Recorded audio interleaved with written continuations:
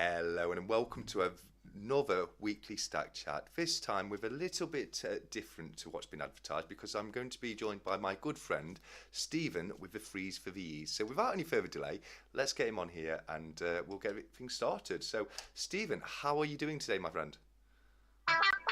I'm doing all right. Yeah, Good. Very glad to. a little bit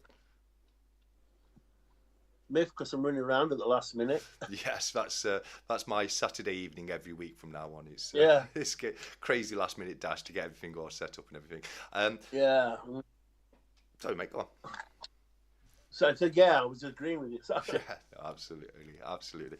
We were hoping to have somebody else join us today, but unfortunately, it seems like something's happened, and it's going to be me and Stephen for now. Maybe they will be able to join us a little bit later. But as I've let people know in Stacker Social and on previous lives, if anybody would like to come and join me and Stephen for a bit of a chat, please feel free to do so and let us know in the comments. But yeah, Stephen, how's your week been, mate? What have you been up to on this very cold week?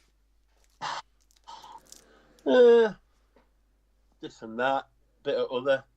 Yeah, no, it's been Baltic cold. I'm sorry, I'm communicating with my father at the same time. He's telling me he's going to have a cup of tea. No. He's doing it for a moment.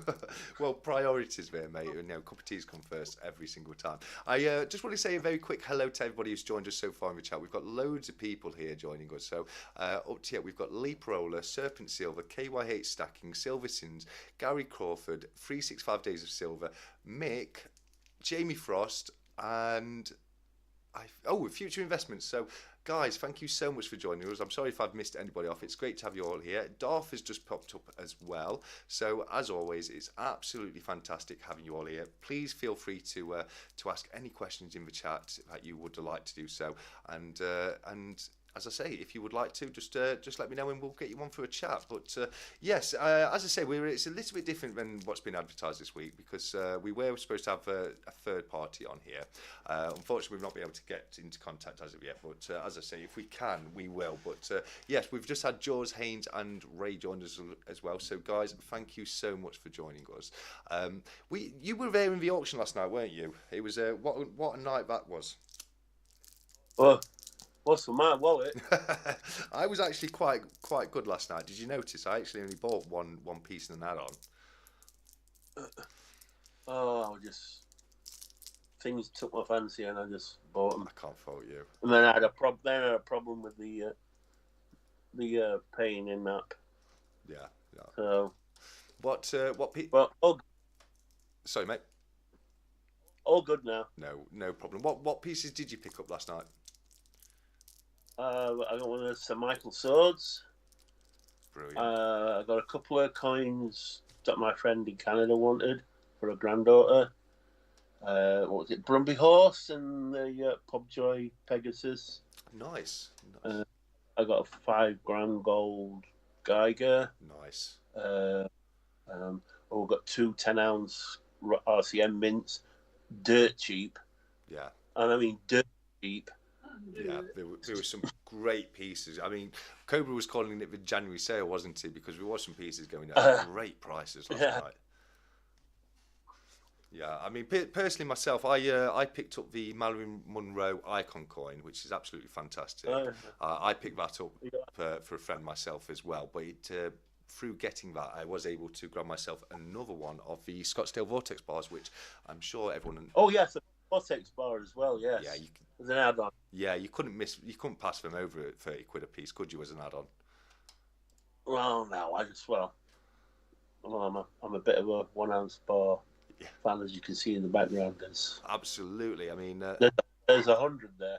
Is that how many's there? Wow, are they guardhouse boxes? They look like guardhouse. They're guardhouse boxes, yeah. I thought they were. I've just seen Mick said he bought a King Charles III coin just to get the Vortex bar, and I don't fault you, mate. It was one of those where you had to buy something just to get the Vortex. So I was 100% the same. But as I say, I had somebody who was really interested in the icon coin, so I was able to grab that for them, and it enabled me to get the Vortex for myself as well. So yes, Ray's just said those swords were cool, and they really were. Speaking of swords, you can't see it too well at the top of the screen, but Stephen's actually you've brought one of your swords out to show, haven't you?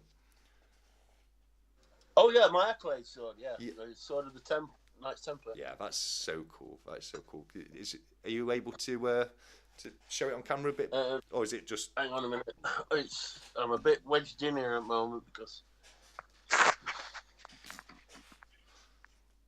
Yeah. Can you see the hilt yet? Yeah, I believe we can. Is it a gold colour on the hilt? That's the hilt here. Can you see my hand? That's a handle. I can't see your See hand. my hand? No, we can't see your hand on the screen, mate. I think it's cut off on the sides. I can't twist the camera any further. With the sword because everything will fall. Yeah, no, don't worry, buddy. It's fine. But the blade itself looks absolutely stunning. You can see the hilt now. Yeah, you could see the hilt then. But the blade itself is absolutely gorgeous. What is the inscription on it? It's non nobis domini. Okay. But if I know the translation, but it means nothing for me, Lord, nothing for me, but to thee all the glory. Oh, brilliant. Absolutely brilliant. Coincidentally, and I didn't know Stephen was actually going to be bringing this sword out tonight, I also have my sword, which is it's a basket-hilted rapier right here, which I had out on my video last night. So yes, it's very, very swordy tonight with the Michael sword on the auction, and us both having our swords in hand. So don't worry, everybody, we've got your back. If we're invaded, we're here to protect you all. So yeah, no, that's absolutely brilliant. Silver Sins has said silverbacks are beautifully designed, and they absolutely are. Cobra had one in the auction last night, which I think CPM picked up for 30 quid, which is if you ask me, that's a good buy, that is, because the silverbacks, they can be very, very difficult to get hold of. Have you got any of those for yourself? What's that? The silver dragon silverback banknotes. Oh no, I don't like the guy who makes them. Do you not? Oh, fair enough. I tell you a story about him, but that's not fair on your channel, so I won't. Okay, yeah, no. Maybe tell me afterwards when it's just me. I was about him. Yeah, no. No biggie. No, fits. He used to have a different name. It was called Baggins Dragons. Oh, cool. And the makers of the Lord of the Rings reached out to him and told him to cease and desist calling himself Baggins Dragons, which is a load of nonsense. Absolutely, it is. You know what I mean? Baggins Dragons sounds familiar, though. I'm sure I've heard of it. That's old name. Yeah. Oh, okay. No, I'm sure, because I'm a big Lord of the Rings fan, and things like that, they stick out a little bit to me. So, yeah, no, well, great name though, isn't it? Baggins Dragons. I love that. But I think now, if I remember correctly, he could use that name as much as he wants now, because Lord of the Rings, I think, may have been this year, but it's come out of copyright now. So it's actually one that other people can use. Right, because it was Tolkien's. Nothing. They didn't buy. I don't think they bought the rights to the books. No, I don't. They had the rights to the films, didn't they? Film. Yeah. The rights. Yeah. To the books. So because everybody laughed at him when he changed his name, because we all know why he did it. Yeah, fairs. Well, I think I'd probably be the same. I'd probably err on the side of caution. I wouldn't want a summons come through the post, because it sounds daft, but you hear about this stuff all the time, don't you? Where people do something very small, and then these big corporations get involved, and it's ridiculous. I mean, it's like, I watch a lot of those when the guys that do music reviews on YouTube. Yeah. And the amount of times some of the artists copyright them, it's ridiculous. And you tend to find that the bigger the artist, the worse they are. Yeah, absolutely. But it's like the Steamboat Willie. That's now coming to public domain, isn't it? So you're going to be seeing like loads more of those. In fact, that's a fun story. That's the reason that Disney keep changing the way Mickey Mouse looks, is because so they can keep it always. It's always going to be copyrighted, the most modern way that Mickey Mouse looks, because Disney are well up there when it comes to copyright and things like that. Oh, he said, I've got a message. Oh, I've got a message, Mr. Bullion. Oh, okay, what's he said? He says he doesn't know which ones is. He's laughing. What else can you go by. So you know what I suggest? Ring them all. Yeah. So we'll just start going through them. Why not? Yeah. So look, we might end up having some random people on the chat here, but we'll have a look. Oh, hang on. Have I lost you there, Stephen? I've lost Stephen here. Hello. Hang on, man. Are you interfering with Skype? I am. Yeah. What? Hang on. I'm all over the bloody place. Where are you? Just Can give us a second, guys. We're going to be getting another party on soon, hopefully. Which one? Right, just ring him. Oh my! What's he done now? Oh, can you still see my video and everything? Yes, we can still see your video. It popped away for a moment, but it has come back up, so that's no problem. Will it be that one I have to click? What's happened now? Hang on. No, that's turned it off. Right. Okay. I'd ring them all if I was you. No worries. It's not bringing any up on the list now, unfortunately. Just one second. He's a 702 number. Does that matter? Right. Let's see if that helps. Okay, it's not. But useless. It's not bringing anything up now. Before we went live, it brought up a whole list of Skype usernames, but now it's not bringing any up for some reason. I don't know why. You've been deleted. All the 5 Pit Bullions have been deleted. Michael Mullins have been deleted. Yeah. I just changed myself to Michael Mullen, and then I put Pitt in parentheses next to it. They put Pitt next to it. Did you hear that? Yeah, I heard that. So let's have a look. Parentheses, are they brackets? Are they? I don't know. Are they brackets? I think they are, aren't they? Yeah. Don't forget they've got a complete different vocabulary over there. Yes, absolutely. Right. Proper. I think. Yeah. In English. Let's have a look. I think this is it. We're either going to be ringing a completely random person, or I'm going to be getting the Pit Bullion onto the core now. So fingers crossed. Did you find it? I think he's ringing now. So okay. So I'm going to hang up. All right. Sorry about this, guys. We won't be long at all. Oh, that damned American. There he is. I'm here. Hey, Pit. Here. Forgot. I walked out the door to go do some shopping and stuff, and I was like, I saw your message. I was like, oh yeah, I forgot. Liar. Are you okay showing your face, Pit? Is that okay? Yeah, I don't care. Okay, cool. Just give me 1 second. Figure it's better than looking at Steven's face, you know. Yeah, absolutely. I don't think we'd want to see Steven's face. No, you don't want my face. I'm ugly. Right, here we go, guys. We're back up to speed. So just give me 1 second. And this is going to be Pit. What you got on your table there? Is that Steven? Yeah, that's Steven. That's not a new table. That's the old table. The old table? I just totted it up. We've got your little buttons. Oh yeah, you do. Absolutely. I got a few of those laying around. You've got those hanging around. You better not have. It's not those. I'm just saying the buttons in general. I got a few of those laying around. Awesome. I'm surrounded by them.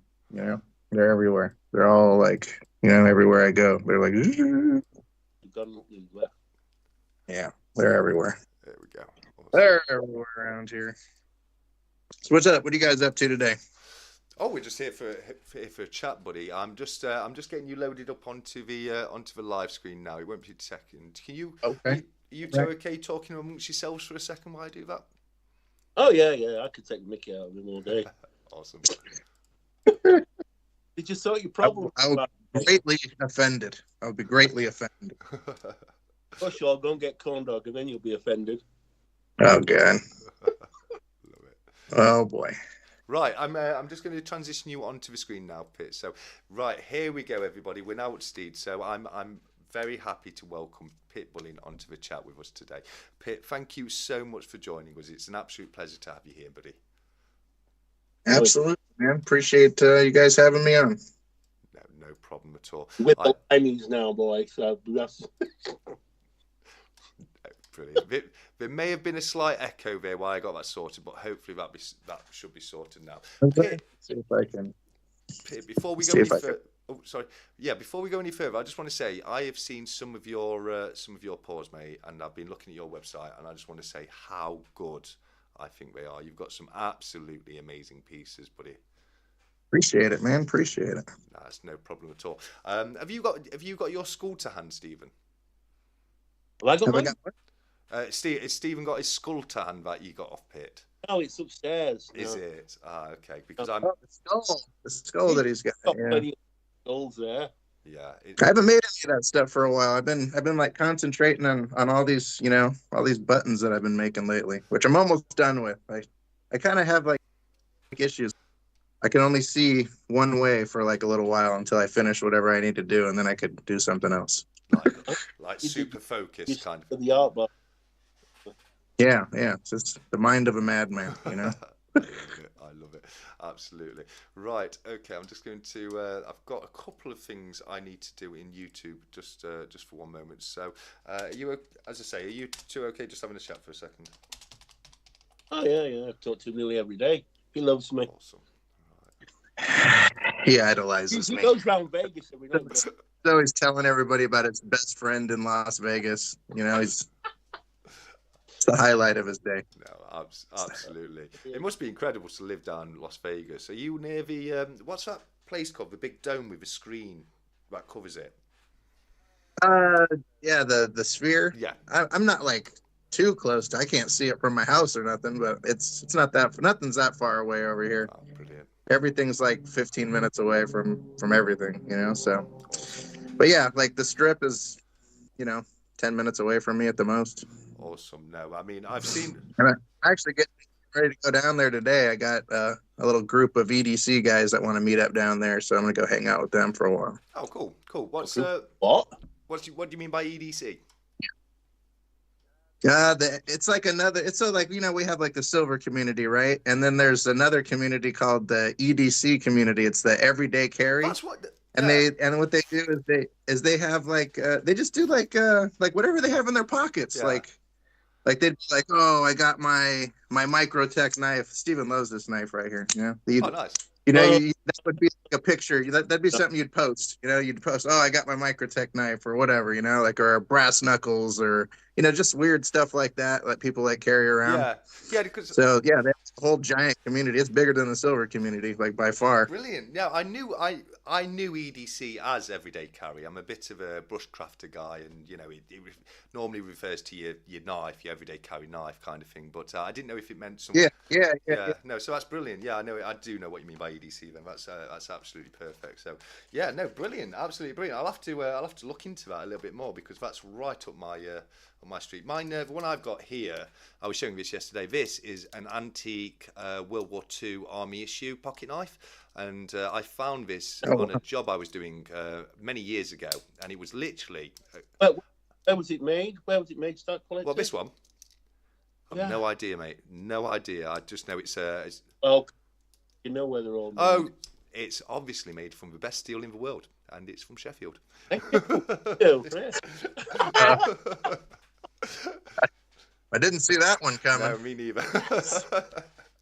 Absolutely, but no, it's something I found. It was literally a clump of rust, and it was so bad. I literally didn't even know what it was. So I was a bit intrigued, and over the last few years, I've been restoring it and getting it back to its original glory. So yeah, no, that's absolutely brilliant. What's your everyday carry, Stephen? Is it your Templar's blade? Mine's a Microtech, but it doubles as my wallet too. So. Oh, cool. Cool. That is cool. That is really, really cool. That is awesome. Have you brought any pieces to show everybody today, Pit? Or Do I have pieces to show? Oh no. I think that means yes. I think that means yes. They're everywhere. Oh. A lot of them are graphic though. I hope your people are okay. No, that should be fine. I know what you mean. I've had a look at the website, but yeah, we should be fine. Yeah, this one was fun. I took like a Patron bottle and I put my logo on there. Brilliant. So it's Pitron instead of Patron, Ah, right. Yes. Yes, brilliant. Yeah, and then I got like all sorts of stuff laying around. This one's cool. I like this one. Oh, Yes, that's It's like a gorgeous. skull kind of captain deal. Yeah. Just they're everywhere, man. I got 90 plus designs right now. That's Steven's favorite guy right here. There he is. I don't mind drum. I don't mind drum. I know you love I him. haven't got an Your issue with favorite drum. guy.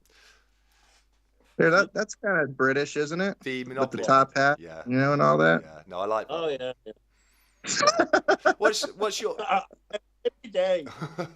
what's your favourite out of them, Pit? My favorite what? Out of all the ones in front of you, which is your favourite? Oh, I think I know which it is. I like this one right here. Fully redeemable. I love it. That's brilliant.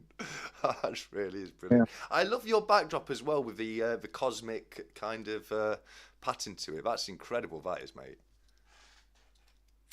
Thanks, man. Well, this is just a computer mat that I got laying around. No, it looks great. I bought it, and then my daughter was like, "It's kind of gay," and I was like, "What?" Now I feel a certain kind of way about it, and I want to get a new one. Oh, well, I think it's brilliant, man. I really do like it. My daughter's always crushing my dreams, man. She's always like, "Oh, that's dumb," and I'm like, "What?"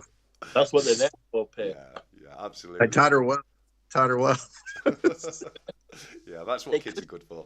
Yeah, but yeah, I got like 90 plus of these on my website right now. I got 10 more, so I can hit the 100 on file. I just need to make them. Yeah. Like I just got through making this. So I told you I'm going to that little meetup or whatever.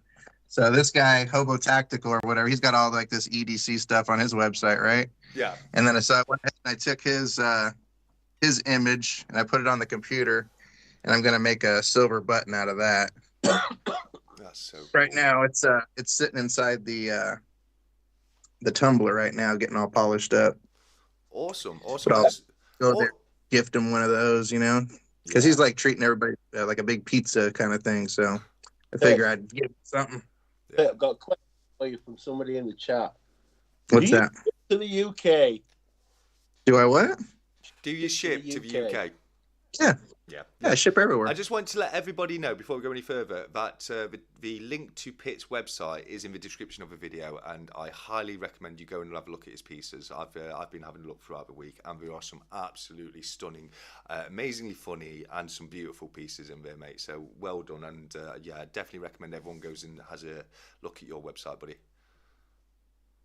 Appreciate it, man. Yeah, so it's best if like you're from out of the country, if you just message me, because I have there's links on my website. You could email me or whatever. But if you're out of the country and you want to grab some stuff, it's best to just get your order down. Yeah. Email me and say, "Hey, Pit, I wanted to make an order. I live wherever, and what kind of shipping could you do for me?" Because my website shipping is always higher than like if you just message me and go through me like that. Yeah. I don't know why. I can't fix it. but if you message me, it'll be greatly cheaper than what like my I don't know, you guys know James Bike Nut? You guys ever heard of him? He's out there. I don't think I've heard of myself. He's a silver pourer guy. Oh, okay. Anyway, he messaged me this morning and he was like, "Hey man, it says shipping $70." And I was like, "Oh," so then I figured it out, and it was like $16 or whatever that I had to charge him. So wow. So just if you're out of the country, just message me once you get your order together, and I'll give you a way better price for sure. Well, you've heard it here first, guys. If you need something, message Pit directly, because $16 against 70. Yeah. And my email's all over the website, so just hop on there, get your order together, and let me know. Yeah. And I'll take my 10% agent fee. Stephen, he's always on there, isn't he? Yes, they are. I know I can answer that myself, John, because I was speaking to Stephen before the chat, and they are laser etched, aren't they, Pit? So I do laser engraving, right? And when I got my laser, I wanted to. I've seen like a lot of we've all seen laser engraved pieces, right? Yeah, they're not good. I don't like them. Yeah, no, I know what you mean. I don't like any of them, dude. It looks like it's just like it's on the surface of the metal, like real light. Yeah. I did not like that look at all. Yeah, I know what you mean. So when I did my stuff, I don't know if you can see it on the camera. You should be able to. When I did my, I get in there, hold on, let's see if I can get it there. Oh wow! I don't know if you could see Yeah, it's deep. You know, Yeah, it's not like a surface etching at all. It's like yeah, engraved, a deep engraving. yeah. It does. So It look. everything Yeah, pops out, and yeah, you could see like it's not just like that surface etching that they do or whatever. I no, it like look. to get in there. Yeah, it So looks. mine looks just like a stamp, only it's just more precise than a stamp could ever be. Yes, I was literally going to say that it looks more like a minted coin that's been pressed, doesn't it? They Hmm. really do look good, Yeah, mate. So yeah, we got top marks on that. yeah, I appreciate it. Yeah, that was the look I wanted to go for. I did not like the surface etching at all. So I wanted to make it look like a stamp did it, but with the laser precision, you know? No, absolutely, good call on that one, mate. I'm 100% behind you. I just want to. The only, the only The Sorry, only mate. problem is with stamps is it messes up like the back of the bars, you know, like if you have Yeah, like a 10-ounce bar or whatever, and you go to stamp it, you turn the bar into a banana, then you got to bend it back, and it always leaves some kind of marking of where you kind of had to bend it back. So that's why I like the laser, because it leaves the bar in perfect shape. yeah. There's no like pressed areas on the back of it or anything. It just looks real good. No, it does, and I think you've made the right call there because, like you say, it looks like it's stamped, but I can completely understand what you're Mhm. saying with the bars, how it would bend it out of place, and you don't get any of that. So it's just the best of both worlds, really, isn't it? Yeah, the only downfall to it is back when I was stamping bars, I could stamp like 3, 4, 5 bars in a minute, and this takes like 5 to 10 minutes for each bar. So it takes a lot longer to make these, but Yeah, it's worth it in my eyes or whatever. yeah, no, And absolutely. I have noticed that there's some guys kind of picking up after me over here. I've noticed a few guys grabbing lasers now, and a couple people starting to do some stuff. So I'll have some friends in the business here soon, I'm sure. Absolutely. You know what they say, But I got a mimicry head is, start anyway, you know. yeah, no, mimicry is the best form of flattery, so you're obviously doing something right, buddy. Yeah, I think in the next year you'll see a lot of laser designs out there. Yeah, Like I yeah, said, I've already seen like 5 people picking one up in the last couple months. So I think it's gonna be a lot more prevalent in the community than it has been anyway. yeah, absolutely. Especially when you get the really good finish to them like that. I can see it personally. I can see it being the future of pouring silver because, like you say, you know you get. It it took a lot of time to get these down, like because it's there's definitely a lot of problems that these make compared to just stamping a bar regular. You know, like I had a lot of like with the finish, getting like the final finish going. That was difficult to figure out. It was not easy. There was a lot of weird things, and like the engraved areas would bleed onto the shiny parts, and it didn't look good. And yeah, there's a lot of problems. I can Took imagine. me months to get it down. I can imagine you had to remelt a few in the early days. Then Yeah, yeah. That's the only good part about this business is if you mess it up, you can just melt it and redo it. you've not It's lost. the only time. Yeah, no, absolutely. You've not lost your material there. You can just start again with it. So that's really good news. But We got to get something going for your stuff, man. You know, we could make you something. oh, absolutely, absolutely. I mean, I'm so impressed with the stuff that you've done for Stephen, mate. I'm like, yeah, I probably will be looking to get something done there, mate, because I would absolutely love You to want have. skull, Sorry, Stephen, mate. skull that you Sorry, buddy. What was that? he wants my skull. I do. He wants. I do. I'm not gonna lie. I absolutely do. I fell in love with that the moment I saw it. I can. It's not your skull. It's supplement. Which one do you have? Do you have that like really weird one, or is it just like the basic human skull? Do you remember the 10-ounce one you made for me? What, 3-4 years ago? But And is it wasn't- just like a regular skull, or is it like a weird, crazy looking one? the only trouble is, Pit, he doesn't like your skull. He likes supplement I skull. like both schools actually. I love both schools equally. Supplement stuff's good. Everything he makes is really, really good. Yeah. Here's a question for you, Pit, from Jamie Frost. He's one of my friends over in Japan. He's asking, do you lose much weight when you laser engrave it? Uh, Depends on what you're doing, like how much design is actually there. But I mean, you lose a Yeah. little, you know, like you definitely notice. Like I used to pour all my buttons at like 1.02, Yeah. And then now to compensate for the laser, I do like 1.1, 1.08, somewhere around there, because it does eat up a little bit off there. And that's what I'd be telling people too. I'm like, yeah, okay, like they'll be like, oh, your stuff's too expensive, and I'm like, well, I was like, I hand pour everything, everything's handmade, and the laser takes off like $3-4 worth of silver every time I do it.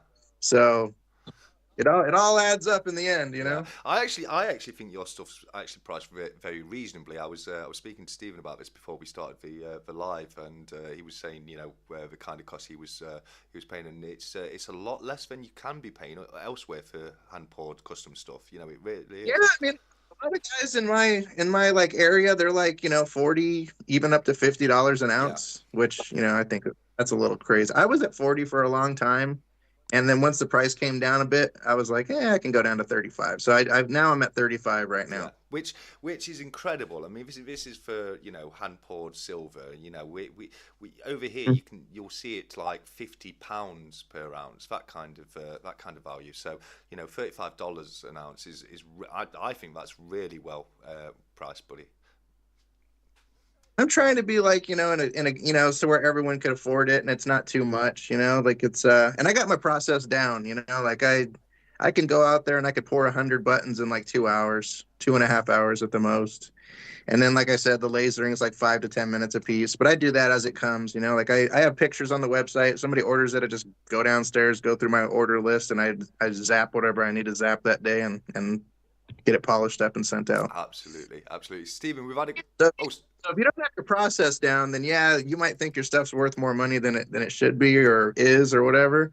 But if you get your process down, maybe you can get below what people think. That's what my goal was, to kind of get below what people think that it's worth. Yeah. I mean, I work for myself in my day-to-day life, and I go by the exact same thing where I want people to be saving money, but I want to be making money somewhere in that sweet spot where it's cheaper than other people, but I'm still making profit. There is a fine line for that sweet spot, I tell you. Yeah, you're not wrong there, 100%. Yeah. Stephen, we've had a question for you, mate. Future wants to know where all your unis are tonight. Are they in the guardhouse boxes, are they? No, they're in one. I've got 8 guardhouse boxes. Wow. So in those, I've got there's 50 Buffalo bars. There's some St. Michael ones, there's some James Bond ones, and there's 25 Three Graces in there. Yeah, you've got... You don't have, I'm afraid, away from you guys. Will want them. Hidden away from Future's hands. Yes, I love it. That's great, that is. 365 says he wants the skull, and I'm with you on that one. 365, he's on a silver free year. I love it. Right, I'm just having we've missed loads of comments, so I just want to apologise to everybody and welcome everybody who's new. I'm loading it up right now because I want to see what the comments are saying too. Absolutely. No, there's some great comments coming through. APM has said that he needs one of the laser engravers because he needs to lose some weight. So yeah, that's classic APM right there. Don't we all, my friend? Absolutely, yeah. I just hit the magical world of 40 years old, and I'm feeling it every day after. Well, baby. I've got 2 months till I hit the big 40, so I'm staring it down. It's depressing, man. It is. It's really depressing. It is. You hit that, you get close to that number, and it's like it just hits you like a ton of bricks, doesn't it? It does. If you need, a friend to lean on that day, just send me an email, bro. I'll coach you through it. I'll hold you to that, buddy. No one ain't coaching you through anything. He always runs me anyway. Absolutely. Let's have a look. Sorry.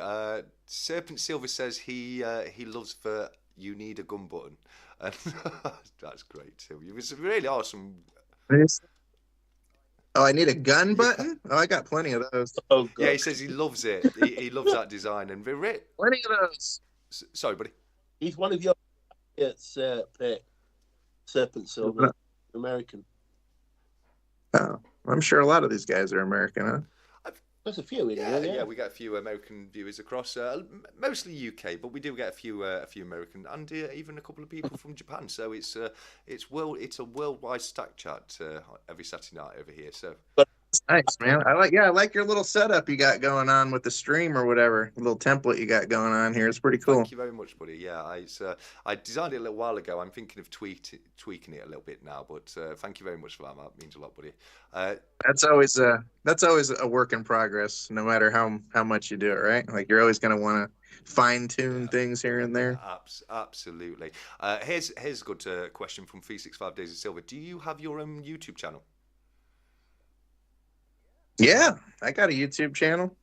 I got like I don't know how many scripts. I don't even know what I got. Like, it's been a while. Facebook.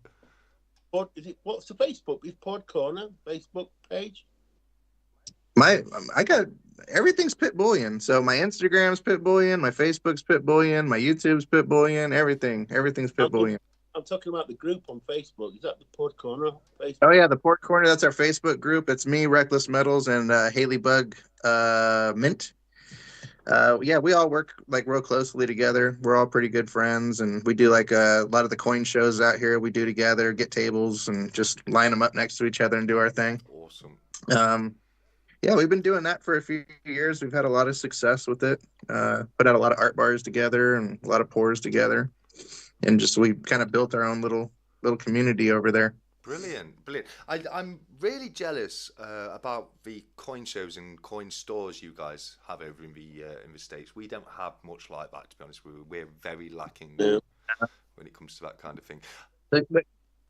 I mean, the coin shows are all right. Like when we first started going to the coin shows, like people would walk by our tables, look at our stuff, and be like, "What is that? Like, is that silver?" Oh, and then like we tell them our price, and they'd be like, "Oh." They'd almost have a heart attack right then and there, you know. They'd be like, "Oh my God, it's not at spot," and they'd like croak, you know. So like the first year was hilarious. Nobody bought anything off of us. They just laughed at us, you know. And the second year, they kind of looked a little bit more at our stuff, and by the third year, you know, we got like, I don't know, 50 people that fly in from all around the country to come see us at the coin shows. And then all the people that like are in California and Nevada, we bring in like a lot of business. Like Reckless does the best out of all of us. But I think last coin show, he sold like $90,000 worth of product. Wow. I was like, damn, dude. Like, yeah, he sold a lot. Absolutely. He sold a ton. I did like 12,000, you know. I didn't come anywhere near him, but yeah, he sold a lot of stuff at that coin show. Well, 12,000 in itself is a good turnover, but 90,000, that's absolutely incredible, isn't it? Yeah, it's insane, right? But he comes with like a lot of stuff, a ton of stuff. Yeah, absolutely. Do you ever film when you're at the shows or anything like that? Yeah, I do all sorts of videos where I make fun of all the coin people. Brilliant.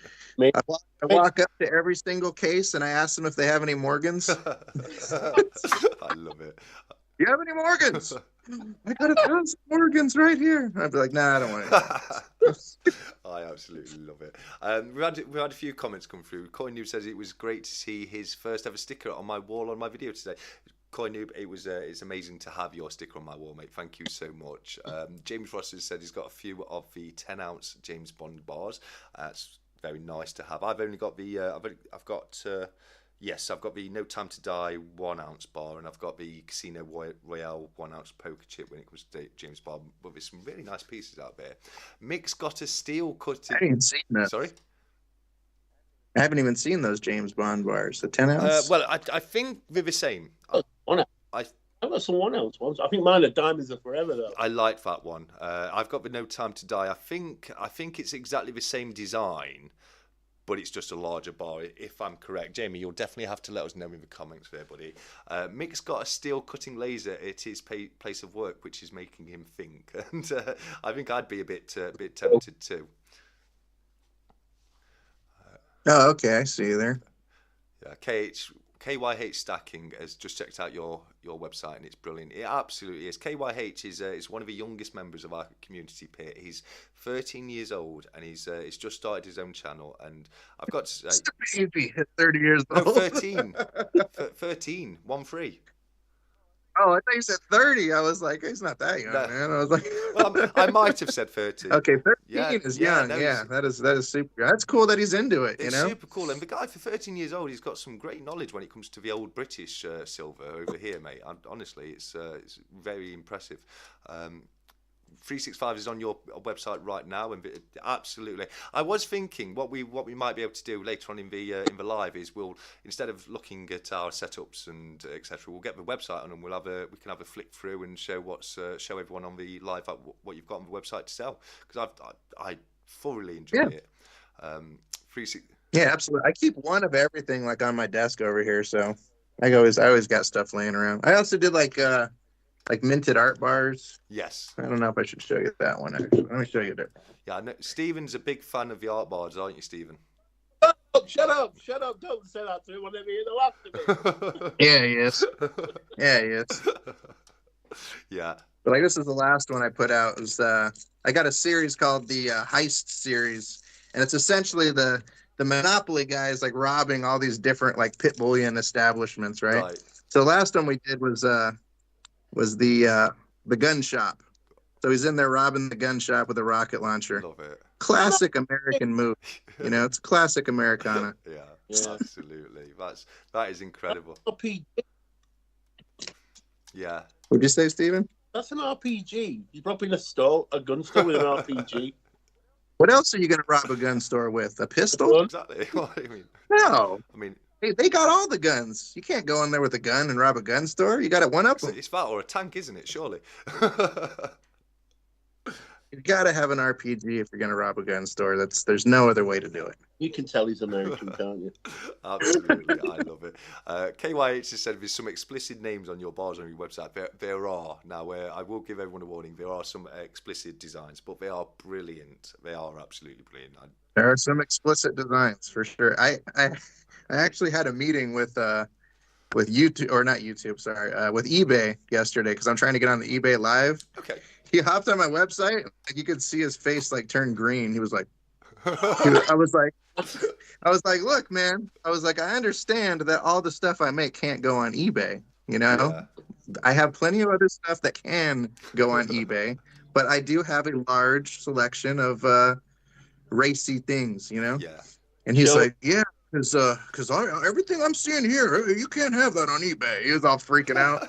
I'm like, I get it, bro. I get it. Yeah. Chill out. I know what's good and what's not. Yeah. I mean, some of the things... But yeah, that was an interesting meeting. I'll be honest with you. Some of the things I've seen them sell on eBay are 15 times worse than any of your products. So I don't... Right. They'll just put like a little like censored thing through it or whatever. Yeah, absolutely. Absolutely. 100%.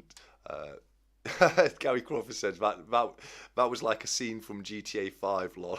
And I absolutely agree. The rocket launcher holding up the gun store. I modeled this after the gun store in Grand Theft Auto. So like that's what that was made after. There you go. So good eye. Absolutely. Very well done, Gary Crawford. I mean, I can't believe he's just got that connection. That's amazing. Yep. That's I got the whole idea came from that Grand Theft Auto. That's pretty funny. He noticed that. Absolutely. No, I completely love that.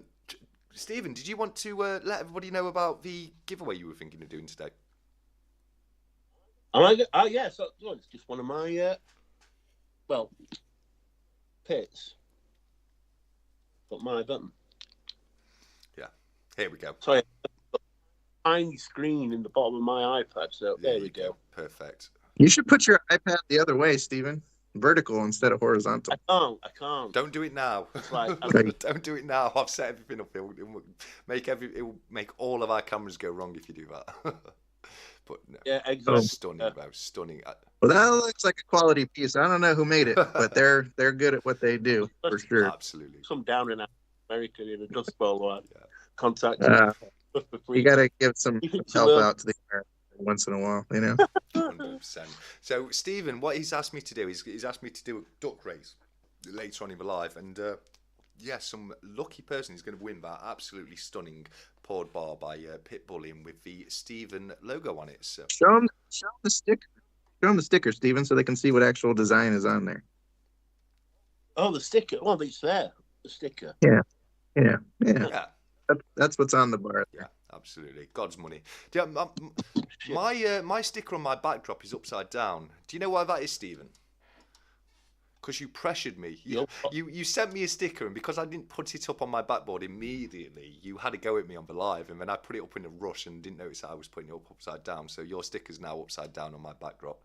Well, I said I do, didn't I? Sorry? Yes, you did. Yes, you did. I have got a spare. Yeah, absolutely. I could peel it off and put it on the right way, but I quite like it being upside down. It's different. If you look, it says on the bottom. On the bottom, it's God's money on the bottom. Well, it's on the top here, actually, and upside down. It's also at the top, actually. You know something? These people from the Midlands, not only do they try and steal our mythological hero. Excuse me now. Excuse me. Everybody knows Robin Hood is from Nottingham. That's all I'm going to say. He's not from Nottingham. I mean, that's what I was taught in school. That's why everybody knows. I don't know. Everybody knows Pit. I'm glad you're on my side on that one, buddy. I'm pretty sure Sheffield has its own set of textbooks and all that, where everything was made there. Yep. Absolutely. Yeah. Everything that was good ever happened in Sheffield. Oh, that's it. You'll be all speaking German by now. I love it. I want to know why. Would you like to know why? Go on then, Stephen. Tell us. I bet you'd love to tell us. The only forge that could press the Rolls-Royce Merlin engine was in this city during the Battle of the Britain. Fair play. Nowhere else in the country. Fair play. Until they got one later on in the war, which was in Manchester. Yeah. No, that's fair. Fair play. Fair play. Thank you. We could have done it over here if we wanted to. As normal, you turned up late. Well, you were just. We wanted. Well, no, we were on time. You were sitting back with your feet up, enjoying the show, weren't you? We just wanted to. We wanted Britain to get beat down to size, so we can come in, clean up, clean up with the broom, and then rule the whole world. Absolutely, no. Which we did. Can we actually have a little geography lesson, Pit? By the beach? Don't know by the beach, man. That's me and Steven's inside joke. Every time he's like, oh, whatever place, he'll be like, you know where that is, Pit? And I'd be like, by the beach, man. I love it. I do love it. Absolutely. George A says he's got the Mask of David. We'll swap you for that, for the other 17. I'm not sure which we're referring to there. Mask of David. Oh, okay. Darth needs one of your stickers, Stephen.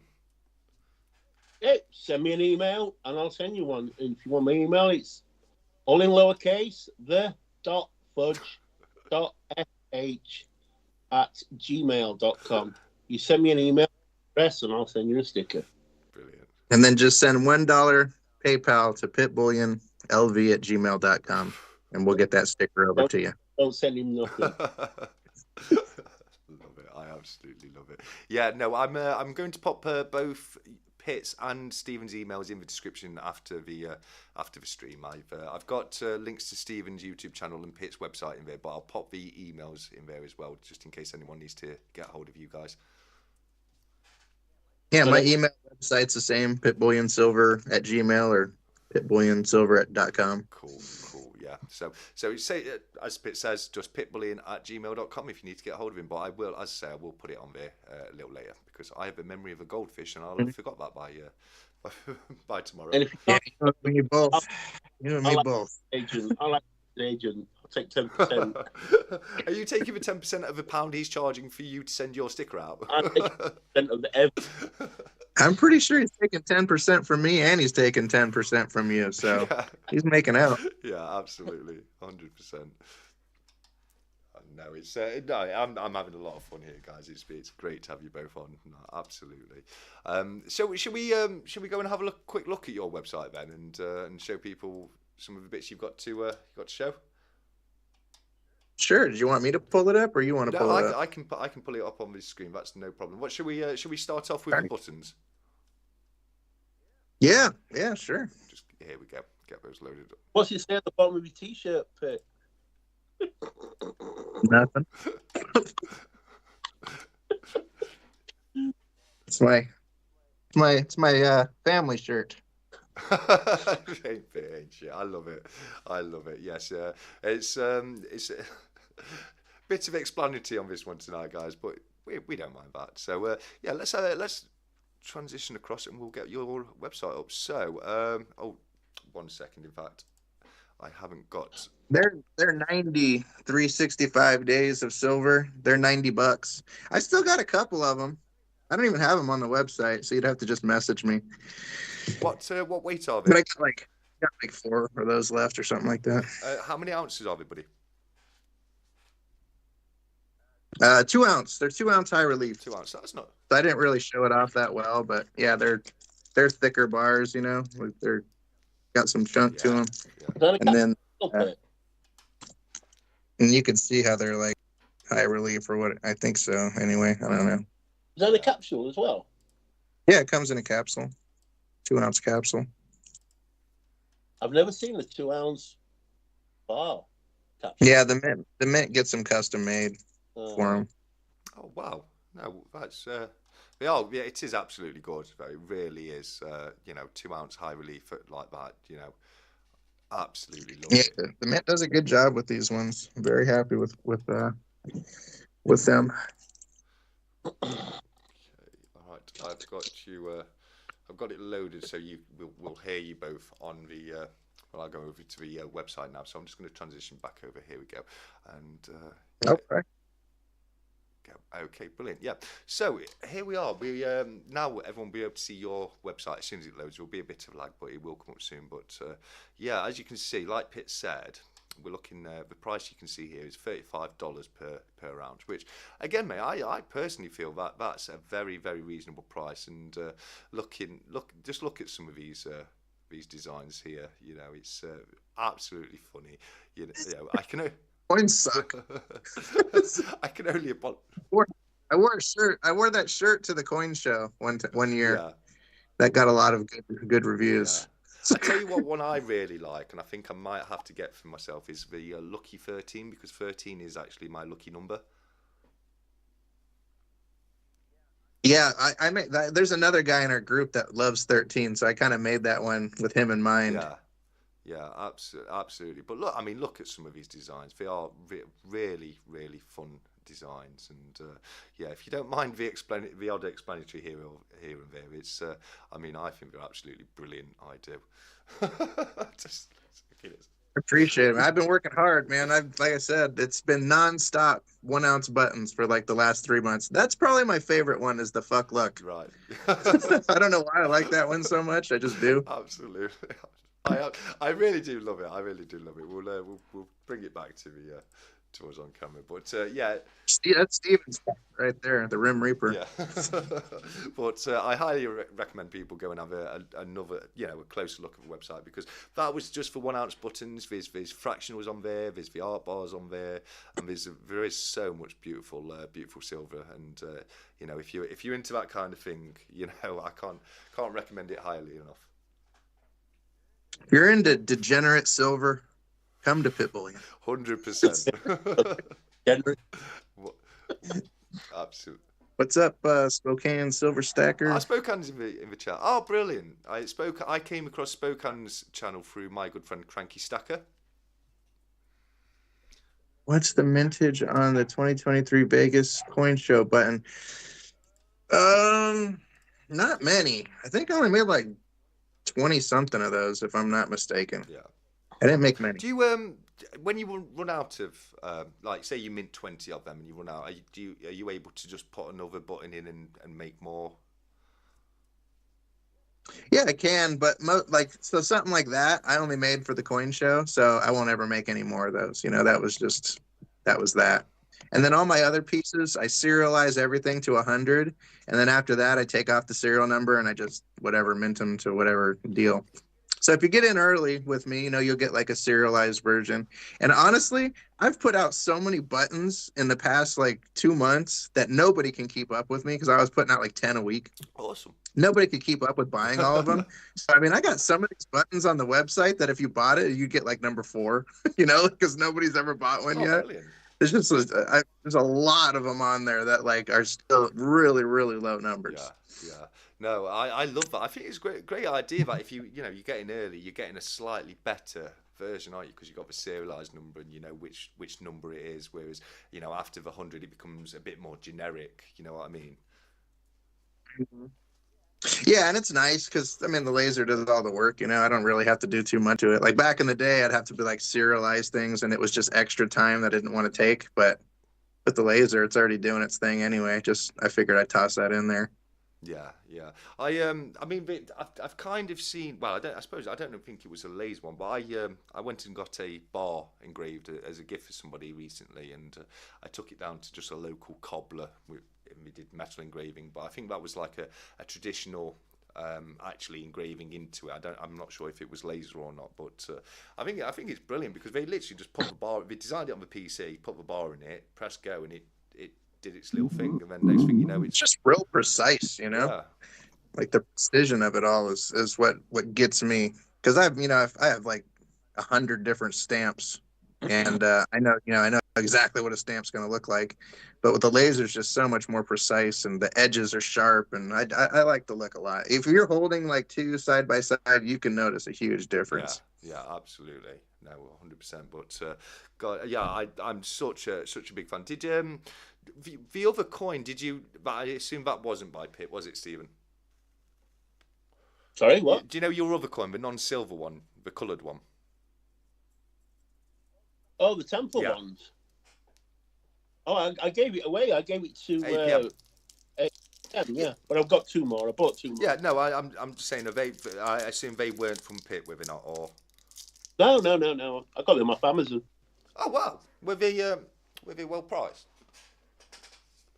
I think they were about £7 each, £7 each, something like that. Not bad at all. It's not horrible. Yeah, no, it's not bad at all. Oh, it's flat. Sorry, mate, you broke up a little bit there. I said they're not silver. They're just Yeah, flat. they're just it's not a silver coin, but it looks good. You know what I mean? It still looked good with the colour on it. Actually in the hilt of the sword. Have you? Well, that's the hilt of that sword has actually got the two coins in it. One shows the back, and one shows the front. That's brilliant.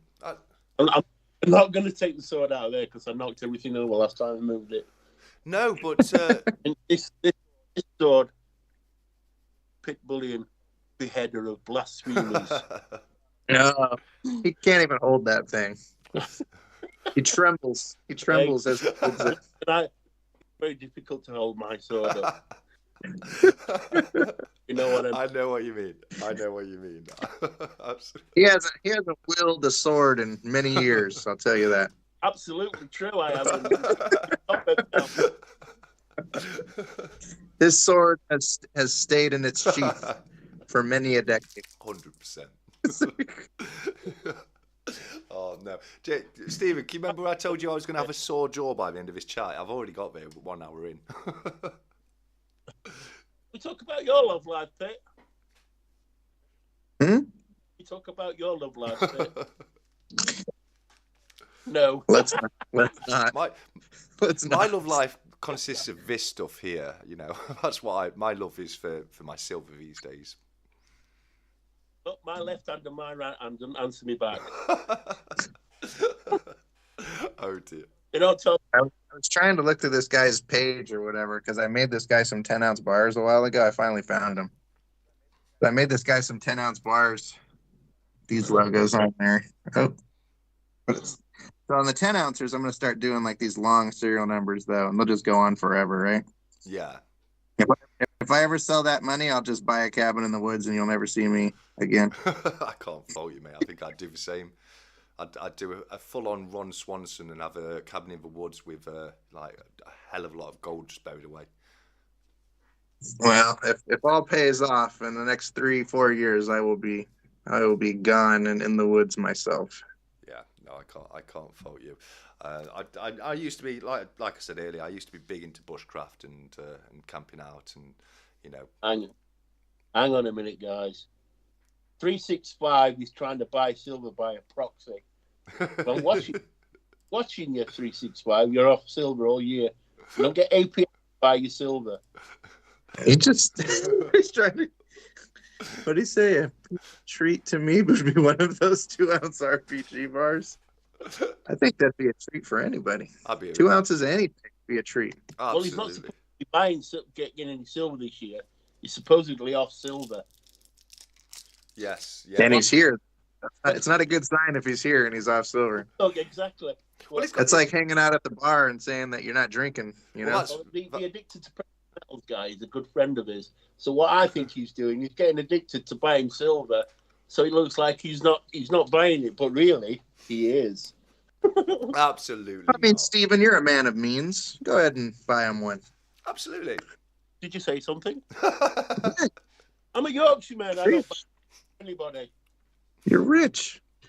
I wish. I wasn't. You gotta give back to the community every once in a while, Stephen. Absolutely. Absolutely. Everybody throw a thumbs up in the chat if they think Stephen should buy 365 Days of Silver, one of those 2 hours. Oh no, just don't. I'm a Yorkshireman. I'm tighter than a Scotsman. Yeah. No, Stephen said, I'm struggling. Sorry, 365 has said he's struggling. Give him a break. And absolutely, he's doing so well. It must be so difficult for him to see all this beautiful silver and not be able to buy any. I know how much he must be struggling with that. Apparently, somebody saw him outside Atkinson's the other day with a bag. Yeah, it was a swag bag, wasn't it? APM's just said that his channel is a farce. It's really 365's second channel, and he doesn't even collect precious metals.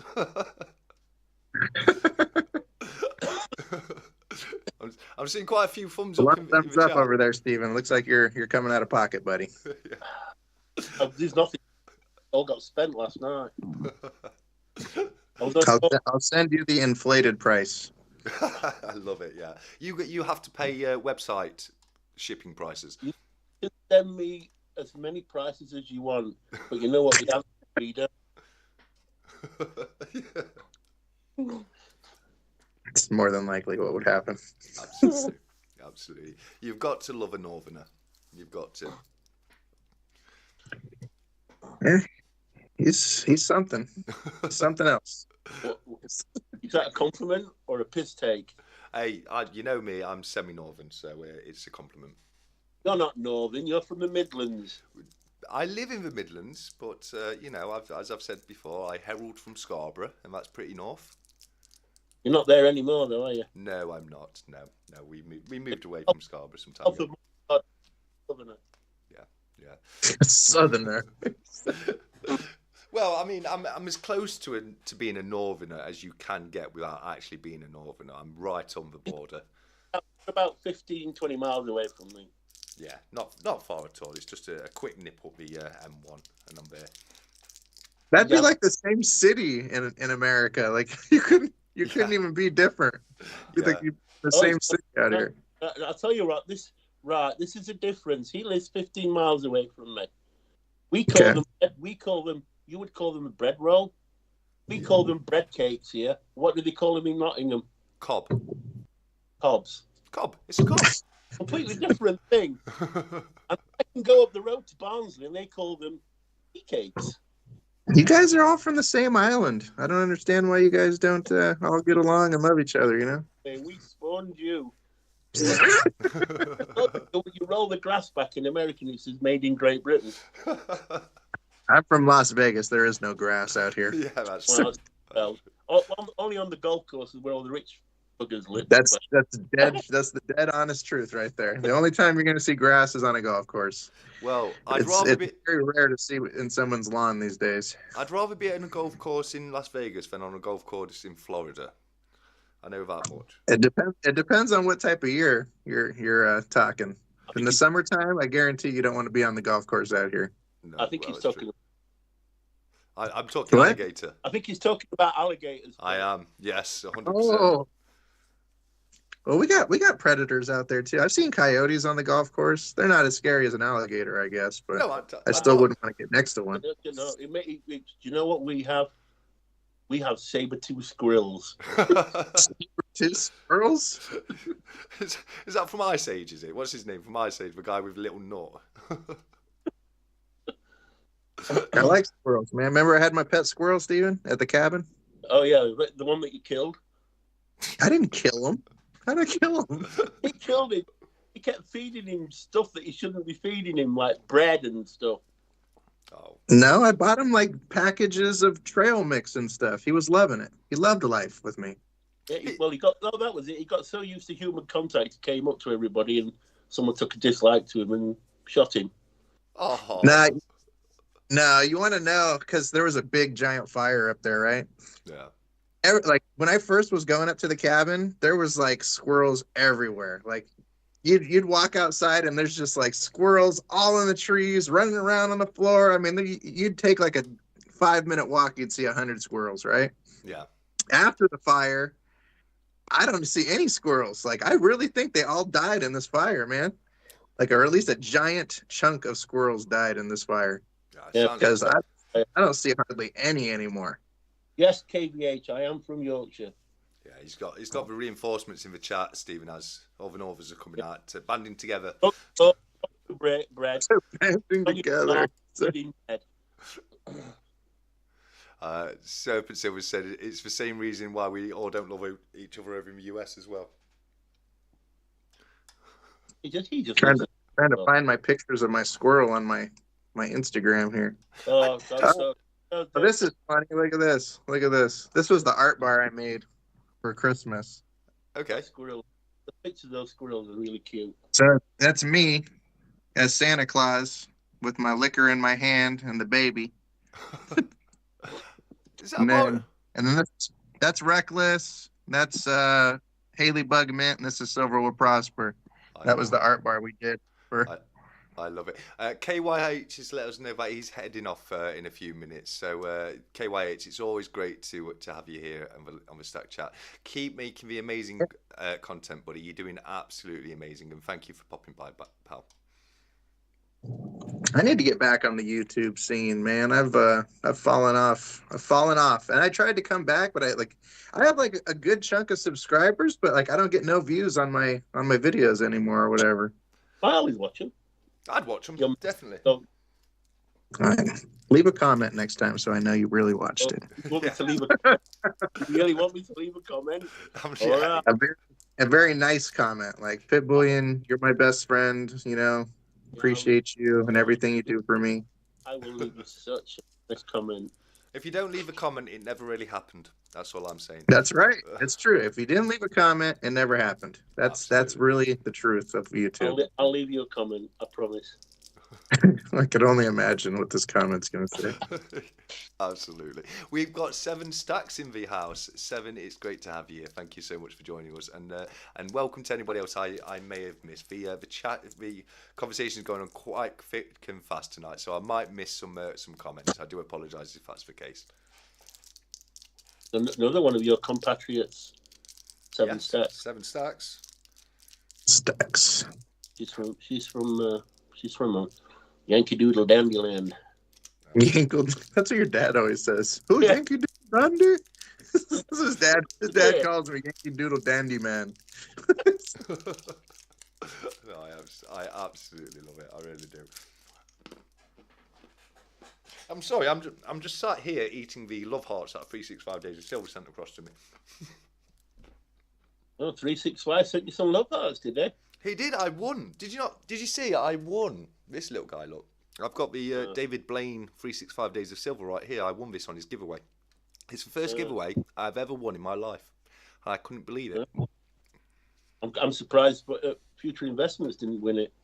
Well, you say that, buddy, but it's all about Serpent Silver right now. He's mopping up on giveaways. He just keeps winning everything. I know.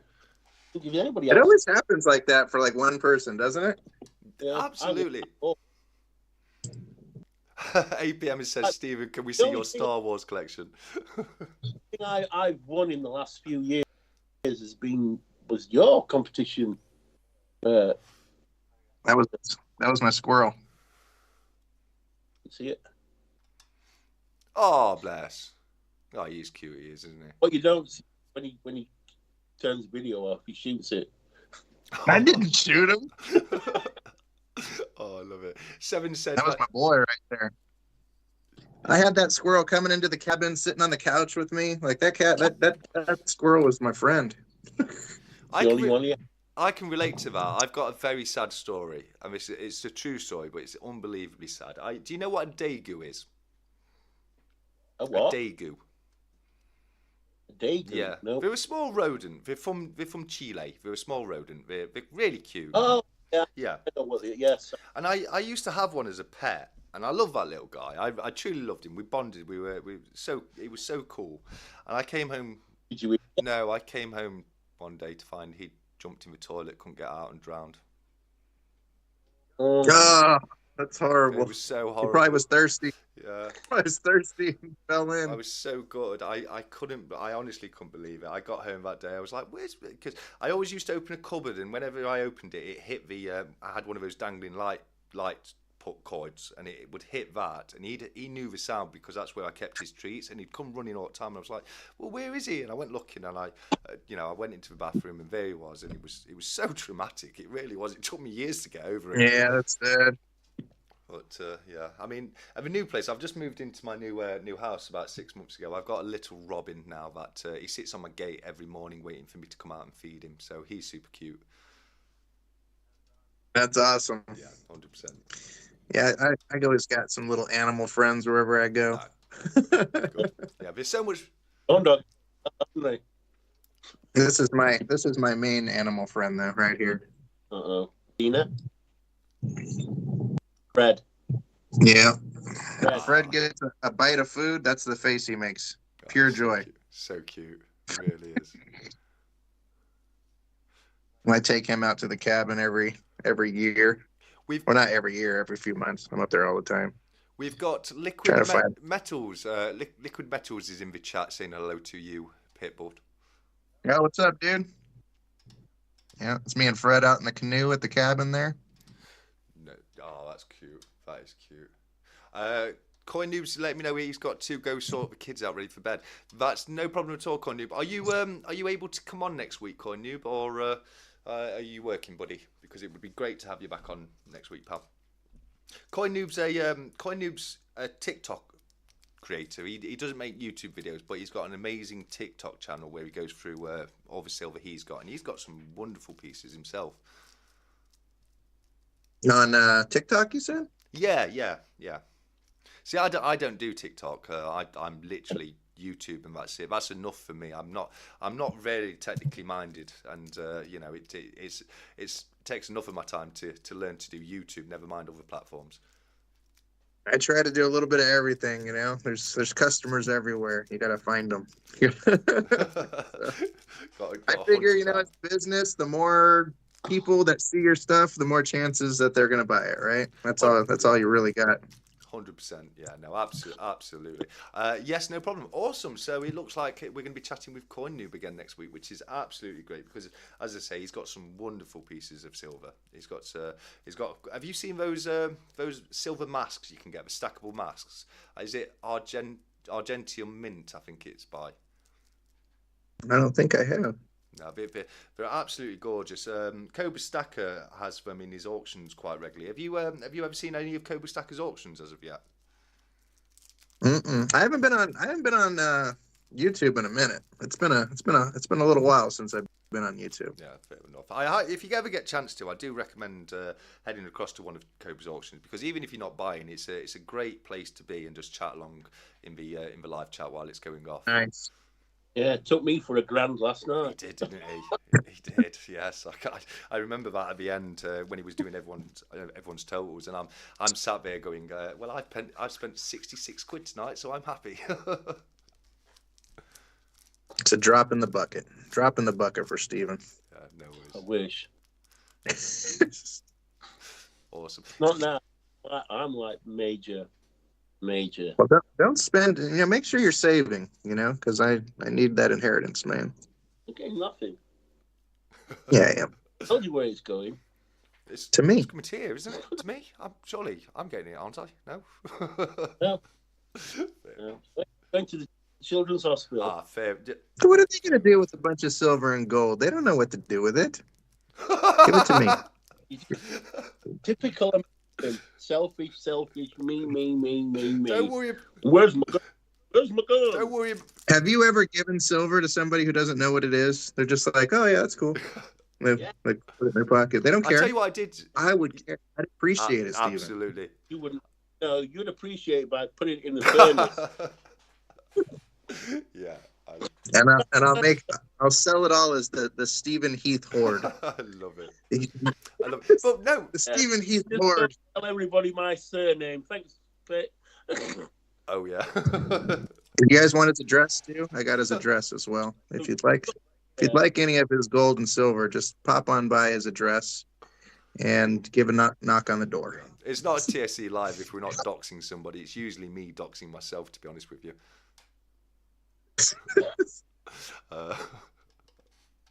I'm going to start in a minute. No, yeah, let's not. Yeah. I got Stephen knows too much about me. A lot. Absolutely. He knows far too much. Yeah, so we'll end that one. Move on quickly before things get really messy. Yeah, no. Going back to what you were saying, though, Pit, about giving silver to people who don't appreciate it. One of the guys who's in the chat tonight, Addicted to Precious Metals, is a great guy. He's really funny, but he went on holiday not long back, and I think it was to Spain, and he took a couple of his pieces with him just to have some fun, and he was trying to give.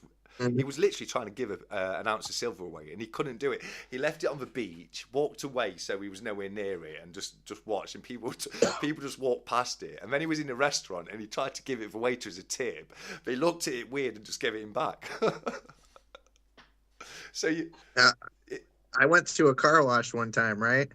I had 5 1-ounce pieces of silver and $1 sitting in my glove box. Yeah. Guess what was still there when I got my car out of the car wash? 5 pieces of silver. The 5 ounces of silver. Yeah. That dollar was far more valuable than those 5 ounces of silver. Was it your silver? It was my stuff, so a lot, never. I'm not going to say that could have something to do with it, but no, I love your stuff. Yeah, well, could have a little bit to do with it. Surely not. It's some of the best poured silver I've ever seen. I just think it's funny though. It's stacking silver is such a and gold, whatever, bullion in general is it's such like a secret society, like just nobody really, unless you're like into it, nobody knows. Nobody like gets it. They all don't understand, They understand jewelry and stuff like that, but the whole thought process behind coins and like hand poured silver bars, stuff like that, is just it's over anybody's head that doesn't like actually look into it and know what's up. Yeah, no, absolutely. Serpent Silver says I may have been winning a lot, but that's why I'm doing 5 goals by 100 subs. That's incredible, mate. I mean, it's not a bad thing. It's great. I mean, it's you've got the same chance as everyone else for winning. You've just been a bit luckier than everyone else. So there's no shame in mopping up all the goals, mate. It's been great watching you unboxing on your channel so far. What's this from KYH? I watch this YouTube called Trax. He does. Trax is. Have you seen Trax's channel at all? He's the guy from New York City. He's got a huge bullion dealership, and he's always going. Oh yeah, I know that guy. He's crazy, man. Isn't he? He really is. But he's got a great channel. I love it when he's out on the street and he's just trying to stop people. He's like 10 ounces of silver, and we just walk past him. And I'm just wishing that was me. I'd be like, yeah, please, thank you. 10 ounce silver. My favorite videos are the ones where he's like mad at people or people that have done him wrong or whatever, and he just like does the craziest stuff, man. You see the one where he goes in that guy's business and he's like, you're supposed to be charging me like some odd percent and you've been charging me this much percent. Yep. He's like, you've been stealing all my money. He starts freaking out on the guy. It's like, whoa. But I mean, I guess for him that like 2%, how much business he does, it probably translated to like thousands and thousands of dollars. Yeah, but I do. But yeah, I think it's crazy. I think everybody should go over to Trax NYC's channel and just keep spanning him that he has to go onto this thing called the Stack Chat. And could you imagine if we got Trax on here? That would be absolutely amazing. That would be funny. He's a cool guy though, man. It's like his channel's pretty legit. I've been following a couple of other jewelers too that are like really cool. No, absolutely. I'm just impressed I've been able to get you on Pit. You know, it's absolutely amazing having you here, mate. Oh man, I ain't nothing. That's completely true. You guys are probably more popular than I am. I don't know about that. At least on YouTube, anyway. Jesus, I don't know. I can't get any traction on YouTube lately. I was on like, like I don't know how many people. I know Steven does, but so like the silver community or whatever, right? Mm-hmm. It pretty much originated on YouTube, and then it kind of like went to Instagram, and then it started getting popular on Facebook, and then TikTok, and it's like because I've been doing this for like 10 years, like in the community, right? So I've seen like how the community's kind of like transformed from this to that to the like when I started pouring on YouTube, there was like 10 people pouring silver in the whole world. Yeah. There was like nobody else doing it. And then now it's like hundreds of people pouring silver. It's like crazy just to see how it's grown so much over the decade that I've been doing this. Yeah, and it's really blown up since 2020 as well, hasn't it? I think the lockdowns and people like getting more into investment during the lockdowns really helped. It blow up a little bit. I know, especially over here in the UK, we didn't really have much of a community until this year, and it's blown out of the water this year. We've had so many new amazing channels start up, and there's this really great community starting to happen here in the UK, and it's we're taking a leaf out of your guys' book over in the US because you guys do have a wonderful community. Yeah, well, there was UK guys in the community back then too. I remember there's always been a couple, but there wasn't a very large presence. It was mostly like Americans, Canadians, know. No, absolutely. There was a couple of UKs, but as I say, over the last year, we've had loads of brilliant new channels start up, and it's it's just that's awesome. No, it is. It really is. I've noticed a lot of French people joining up a lot of the Facebook groups and stuff like that lately, and Steven actually sent me the message about it or whatever, and I guess it's illegal to send any silver or gold or money at all in the mail in France. Apparently so, yeah. So they've been just totally, like they can't buy anything pretty much unless they go to a coin shop, and I don't know how many coin shops there are in France. I imagine there's not that many, but it's crazy because now we're seeing all these French people come into the groups, and it's a little worrisome because if, like me as a dealer, right, if I send a package to France and it gets confiscated because it's illegal to send stuff over there, then who's out the money? And then the customer's not going to be out the money because unless it gets delivered, PayPal will just take the money back from me, right? Yeah. So it's I find it weird that you can't ship stuff like metal. Like how could that be illegal to ship? I know. But it certainly is in some places. Speaking of the mail, now this is something that's popped up, and I've been speaking to a couple of creators today about this, because one thing I've noticed recently is I've been getting text messages and emails from the Royal Mail about packages that have been sent to me. I want to know where the Royal Mail have got my mobile number and email address from. I've literally got no idea, but from somewhere, like I've no idea where they've got this information on me. Is it Pucker Royal Mail or the scammers? No, it's proper Royal Mail. You know what? Just right off the top of my head when you say that, because I have the same thing here. It's like informed mail delivery or whatever. And I get an email every morning and it tells me what's going to be in my mailbox, what packages are on their way, where my outgoing packages are. It's really cool, right? But if you didn't sign up for that and somebody else did, somebody might be trying to find out what packages you got coming to your house, and that would scare me a little bit. That would definitely scare me a little. That's what I seduced, didn't it? I would change all that information around and change the passwords on that account and everything, because you definitely don't want some stranger knowing like you got a big box coming to your house, right? No, absolutely. Well, that's last year she got me a 10-ounce RCM bar. plaques from the Royal Canadian Mail or whatever they call them. Swag. Because the dealers out there won't deliver to her.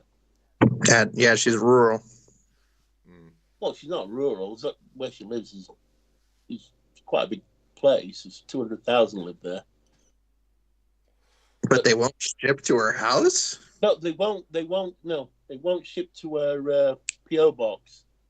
Oh. Ship to her house.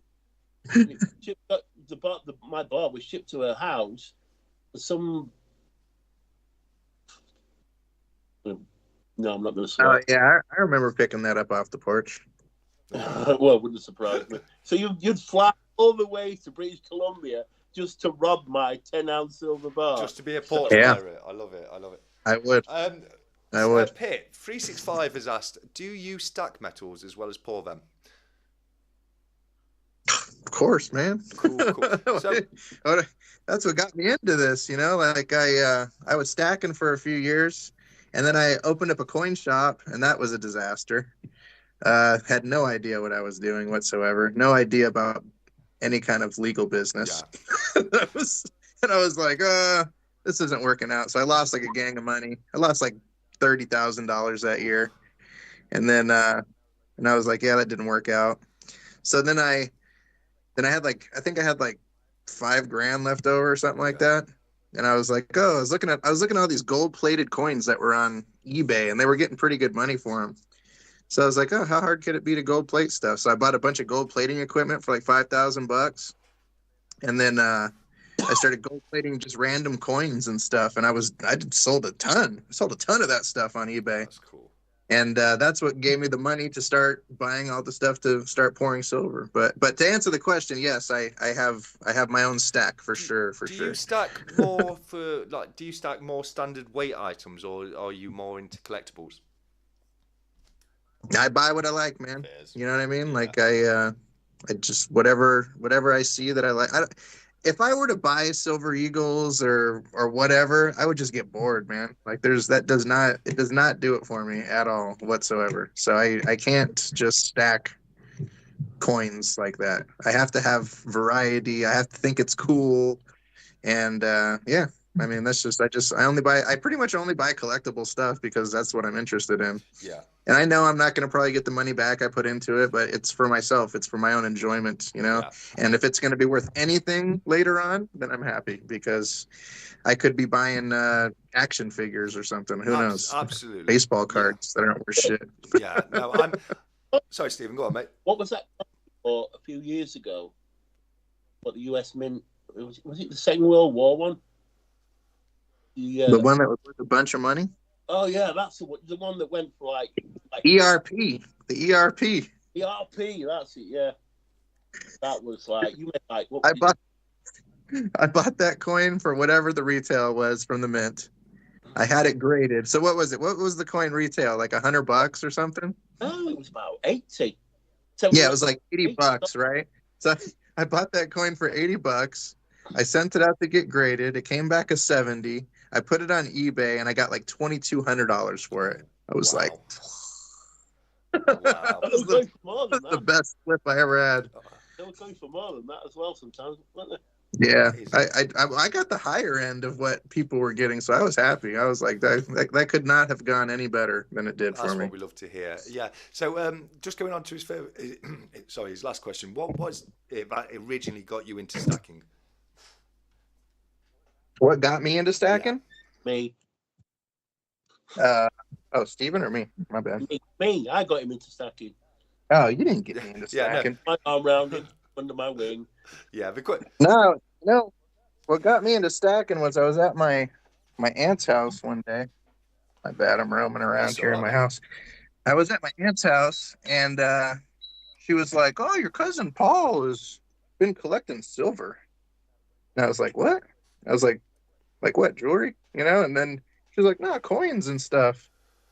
And I was like, "Really?" And then so I just started researching it because I was like, I had a lot of money back in the day, you know, like I had a lot of money, and I never knew what to do with it. Like I never had any.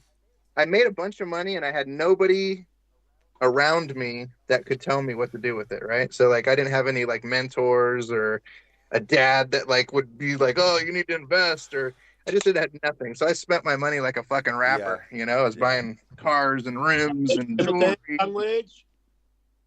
Oh, my bad. Yeah, so I was doing all that and just wasting my money essentially.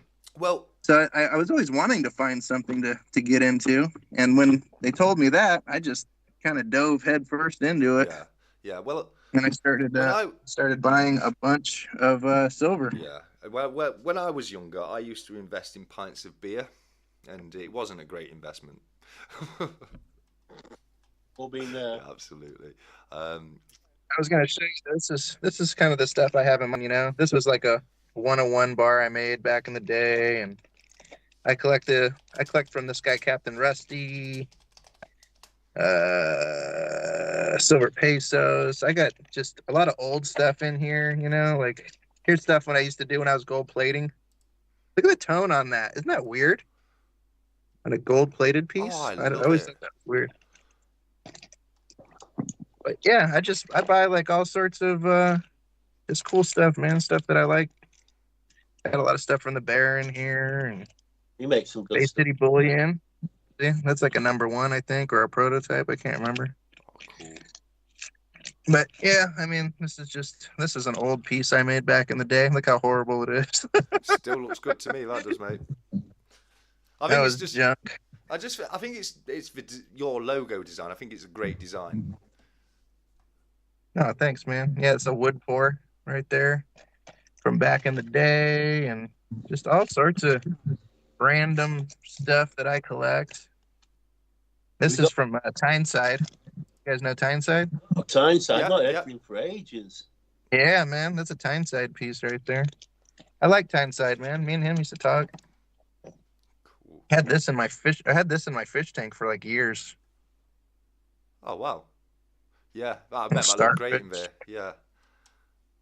But yeah, that's like the stuff I like to collect. Is that a Star Wars box there? Yeah, I got all sorts of shit in here, you know, like I got a bunch of boxes of junk in here. Geiger stuff. All sorts of random. You told me you haven't got any Geiger the other day when I asked you. Steven said Geiger. I said I didn't know if I had any. Still. Right. Steven, and now that we're on the subject, I do have a few things. Yeah. You little no rag. Well, yeah, what do you know about the Geiger Club Bar? You've got to hide your Geigers from Steven. Oh, wow. You know how many people wanted to buy this off me because it was number 666? Oh, I can imagine. 100%. Yeah, I've had people offer me like hundreds of dollars for this, and I'm like, no. Is that the older version of the... sorry. Is that the older version of the case fan? This is the original Geiger Club Bar. Ah, brilliant. No, it's good. It looks... Only like 1,500 in the club. Yeah, there was 1,600 they made, and they sold out like in seconds. Yeah, they're gorgeous pieces. I'm a big fan of the Geigers, just like Steven is. Steven, we've had a question for you, mate. Are you done with the unis, or are you still trying to get more? Oh, done with them. I've got 50 and got out. Yeah, I think 50 is enough. I'm anything on those. They got me those for like 27 pounds. What's that, buddy? My friend, a friend in Canada, seduced by silver. She got them for me. Yeah. I think you said 20. Did you say 26? I think you said before, didn't you? It was 27, something like that. I paid for them. Yeah, and they're regularly going at over 50 quid a bar nowadays. So what a great investment. These are all the art bars I ever made. I keep #1 of all the art bars that I make. Yeah, I can't fault you. If anybody wants to give me £50 for each one, they're more than welcome. I mean, I can get rid of them for you if you ever need them gone, mate. That's what I can do. Yeah. Tell you what, you can buy the whole lot off me for £50 a bar. I'm sure I could, mate. I'm sure I could. That's a little bit out of my pocket, mate. That one. Man of your means. Man of your means. I was drinking then. You've just made me choke. so much cool stuff Pit has there. Yes, So, Silver Sims. Lied to me when I asked you if you've got any Geigers. Well, I said I didn't know. Well, I'm going to say to everybody, if Stephen ever asks you if you've got a Geiger, tell him no. Just say no. Just hide him away. Don't take his side. You're a Geiger guzzler. You take all the Geigers, mate. You've already. I've got 100 grams. I've got that. In fact, I've got some Geigers that you got me, Pit. You know that the 25 1 gram things in the assay cup. Mm-hmm. You got me that. And I've got some gold Geigers, but that's it. Yeah, I can't afford the gold Geigers. I've just got a few of the silver ones. They're pretty though.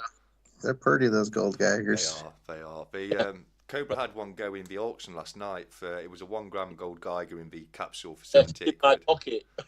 Well, no, APM got one too, didn't he?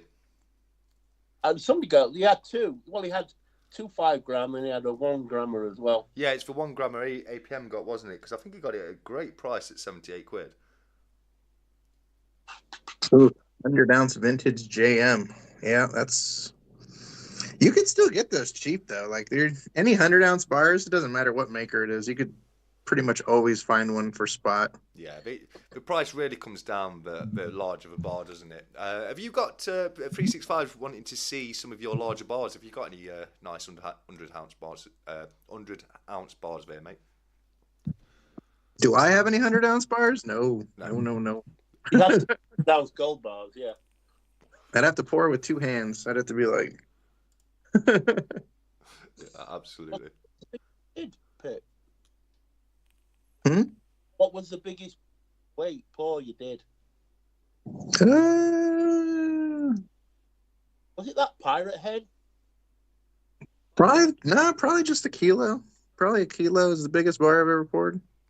Still a hefty bar though, isn't it? A kilo. Was that an art bar or? A lot of lava. And you're like, oh. I'm always worried, like, you're gonna pour a big bar like that and freaking crucible break on you. Yeah. I've had it happen with little bars, and it's a nightmare. I couldn't imagine with a big bar. Yeah, no, absolutely. Do you remember the one that Sal did a few years ago when he did the video and he was pouring and he went all over the place on that molten silver. Oh wow! I had I had dropped some silver back like a few months ago. And one bead like landed at the top of my shoe and just melted like into my shoe and into my foot. I was like, oh. Yeah. No, I can imagine if I ever tried to, Still got the remnants. Still got the remnants. Have you? Still carrying a scar. It's a precious metals. I did a video with my Star Wars bar. You know the 40th anniversary ones. Yeah. I did one. Yeah. No, we want to see your full Star Wars collection because we know you are such a huge fan of Star Wars. You've got literally. Yeah. Yeah. I thought it was really funny last night in the auction when because Darth said he was going and left for a little bit and then what was it? It was a Millennium Falcon came out and all of a sudden Darth's straight back in the chat. It's like he could smell the Star Wars. You know what I mean? Darth and the other guy who play Star Wars. Toy silver ships. I am Vader. No, I want Vader. Yeah, I love it. I do love some of those newy pieces though. I mean, some of them are a little bit far away from a coin or bar from me, but there are some really nice pieces. I'm big fan of the Han Solo trapped in carbonite bar. I think that's stunning. I did have some other Star Wars coins that somebody recommended to me a few years ago, and they crashed and died, didn't they? Oh dear. I'm getting there, APM. I'm getting there, mate. Hippies. Those hippies. Yeah. He's go to the moon. He's a liar. He's a liar. Shall I go get juice? Yeah. Pit, I've got to very quickly ask you a question that's been dropped by APM. This, for some reason, this now gets asked in every single one of my live chats. It's nothing to do with what we're talking about, but what shape is the Earth? Is it flat or is it round? What shape is what? The Earth. The planet. I didn't hear planet that. Earth. Is it flat or round? Is it Flat Earth or round Earth? Oh no! What shape is the Yeah. Earth? He wants a flat Earth. It's round. Round. Brilliant. There we go. We've answered that. That's all. From now on, I'll ask it. We'll get the answer, and I'm moving on. We're not talking about it any further. But there's your answer, APM. For some reason, it comes up every chat now. I tell you, man, people in the silver community, I've met some wild thinkers. Some wild thinkers in the silver community. No, absolutely. But what's the girl's name from? I already know who you're talking. The second you mentioned girl and a wild thinker, I already know the person you're thinking of. She lived near Seattle, Washington State, and then she. Yeah, I can't remember her name though. What was her name? I don't remember her name, but I just saw a post from her not too long ago on Instagram, and it was definitely like, whoa, you know. Love it. It was like, huh? she was like conspiracy theory central. Yeah, no, I love it. I love that. Like on a whole nother level, like on just anything, any conspiracy that was ever thought of. Yeah, it's true. Yeah, like every single celebrity is a shape-shifting lizard person. The Earth's flat. Yeah. The moon is inhabited with a base of aliens on the dark side of the moon. All that kind of stuff. Yes, the moon is hollow. There's a base inside it. On the moon. The moon is apparently a hollow spaceship. Apparently so. That is a conspiracy. Do you know, one of my favourite conspiracies is that Australia doesn't exist. Isn't? There is an actual conspiracy. I had this one guy, this customer of mine, he was buying quite a bit of silver at the time. And he messaged me and he says, hey man, just keep this to yourself.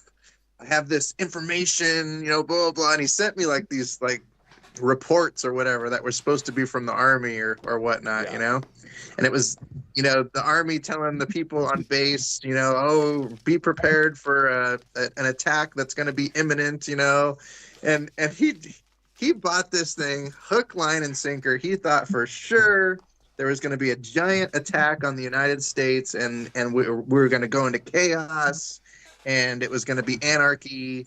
And we all needed silver to buy our eggs and our bread and our food from now on. Yeah. So this guy tells me all this stuff, right? And then he tells me, yeah, man, I've maxed out all my credit cards on buying silver and drained my bank account. And I've put a third mortgage on my house and blah, blah. I was like, dude, ouch. I was like, I can only wonder where that guy is now. He's probably sleeping in a cardboard box. To pay off all his credit card bills. Yeah, absolutely. Speaking of, yeah, I know where he is. I know exactly where he is. Where? He's in the basement in Ogden. No, I love it. No, but it's possible.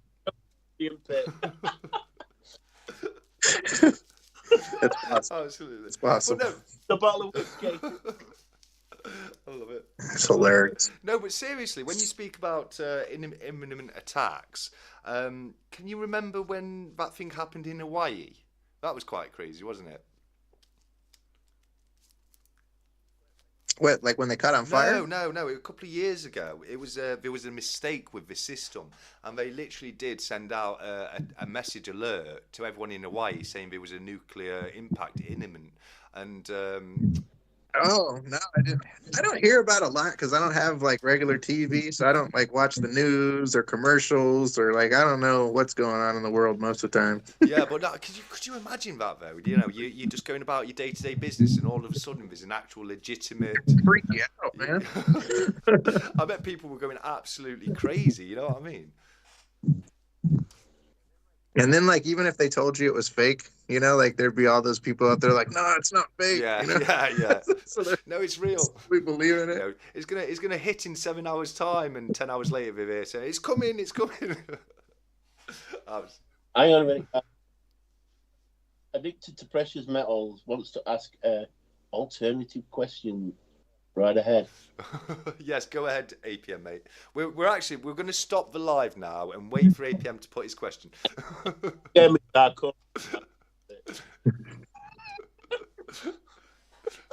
Not quite as bad, but he's up there. I love it. What time were you wanting to do the duck race, Stephen, mate? Whatever you want. It's your channel, dude. Well, it's your giveaway, buddy. So you know, it's. I'm not going to. Well, the offer there for a giveaway. It's your channel. So we're about 15 minutes away from 9 o'clock. So I think we'll do it at 9 o'clock. Mark, how's that? Fine, yeah, fine with me. Cool, yeah. So we'll do it. We'll do it at the 2 hour mark. As soon as we get to 9 p.m. No, you're not allowed to enter it, Pit. Go away. You're not. I love that. I just wanted to let people. Gotta win. Gotta win. Yeah. I normally sustain from entering giveaways on my channel, but I'm going to be honest. I'm entering this one because I love that. If you win, it's a little, It's it might look a little rude. It doesn't matter, mate. Plus, I'm not looking back. And I'm sent out here.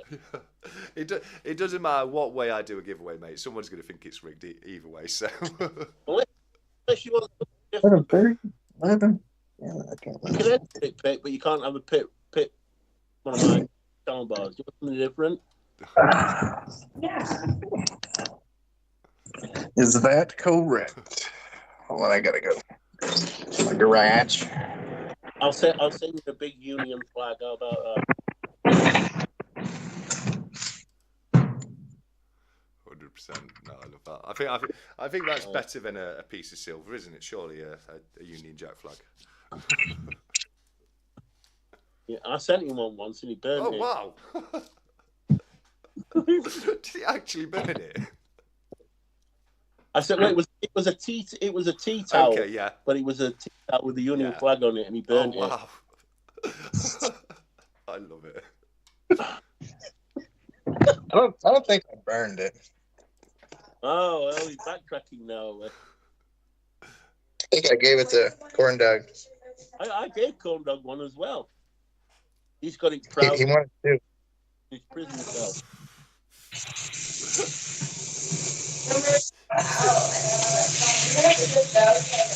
Stephen, are you taking the winner to a Star Wars convention? APM wants to know. You know what? To a Star Wars convention. I'm taking the winner to the Star Wars. No, no. Oh, Yeah, that's a great comment. 65. I'll take to the best, one of the best movies made in the early 80s, which was. What film is that, Steve, mate? I was just about to tell you, then you interrupted me. Oh, sorry. Close Encounters. It's a great film. It is a great film. I'm not going to lie. That is a great film. I've not watched it in years, actually, Close Encounters. Oh, I've got it. I'll download it on my iPad. I'll tell you what one I do like that's more modern. Have you ever seen Fire in the Sky? I've seen Fire in the Sky. Signs in the Sky. Fire, is it F-I-R? The bell. I don't think I've seen it. It's a more modern alien abduction film. It's really good. It's worth watching. It's kind of like a horror-y kind of alien film, but it's that one is quite good. But you're right. I watched one a few years ago with Mel Gibson in, and another guy in it. River Phoenix. Joaquin Phoenix. Yeah. No, River Phoenix is dead, mate. Yeah, Joaquin Phoenix. Yeah. With a wig on. But check it out. I told you guys I was going to meet up with this guy today, right? So I wanted to make something for him. Okay. So there's his logo. I plucked that off his website, and I made him. Oh, wow. Well, that's pretty cool. That I like that. Yeah, I like that. That's awesome. That is. You need. Pops out. Yeah, you need to get that on the website, mate. That's a great design. Yeah, I just took his logo right off the website and made a bar with it. Absolutely incredible. It is. That's a great design that is on his logo. I give him the old prototype there. Oh, cool. 365 wants to see your gun safe. Yes, brilliant comment from 365. Don't encourage him, please, 365. Pit, we've seen the silver safe. Well, let's see the gun safe. Yeah, I want to see it too. I'd love to see it. Do you have guns or? He's got one. I only have one. I used to have a lot of guns, and I sold them all and just kept one. What gun do you have? No. Don't tell them. Is it an RPG for when you go to the gun store? Are you allowed to show those things on YouTube or no? Yeah, Well, I can't see why not. Dirty Harry. Yeah. Oh, is it? I got nice. I got the old Dirty Harry. Magnum. I love it. It's a 44. Is it a 44 or 45 Pit? 44. Nice. They are a I nice gun. I keep her put away, you know. He strokes it late at night. I love my gun. Oh, wow. She's pretty. Gorgeous. I just got it cleaned not too long ago too, so she's all nice and shiny. That is a hand cannon right there. Oh yeah, dude. When I take that thing to the gun range, it's like a showstopper, man. Like everybody stops shooting their guns and like comes to my stall and looks at what I'm doing. Yeah. Because if you're like in the stall next to me or anywhere near me, all you see is like a giant fireball coming out. You know, people are always like, "What the hell is this guy shooting?" Because all you see is just flames just coming out of the barrel. Yeah. No. So everybody always stops. But I'd bring that gun to the gun shop the gun shop one time and went to the range. And I was shooting it, and then a piece of the ceiling tile came down from the ceiling and hit my table and like made my bullets fly everywhere. Like it was a whole big nightmare, right? Oh wow. And then they were trying to tell me that I shot the ceiling, and I was like, I did not shoot the ceiling, dude.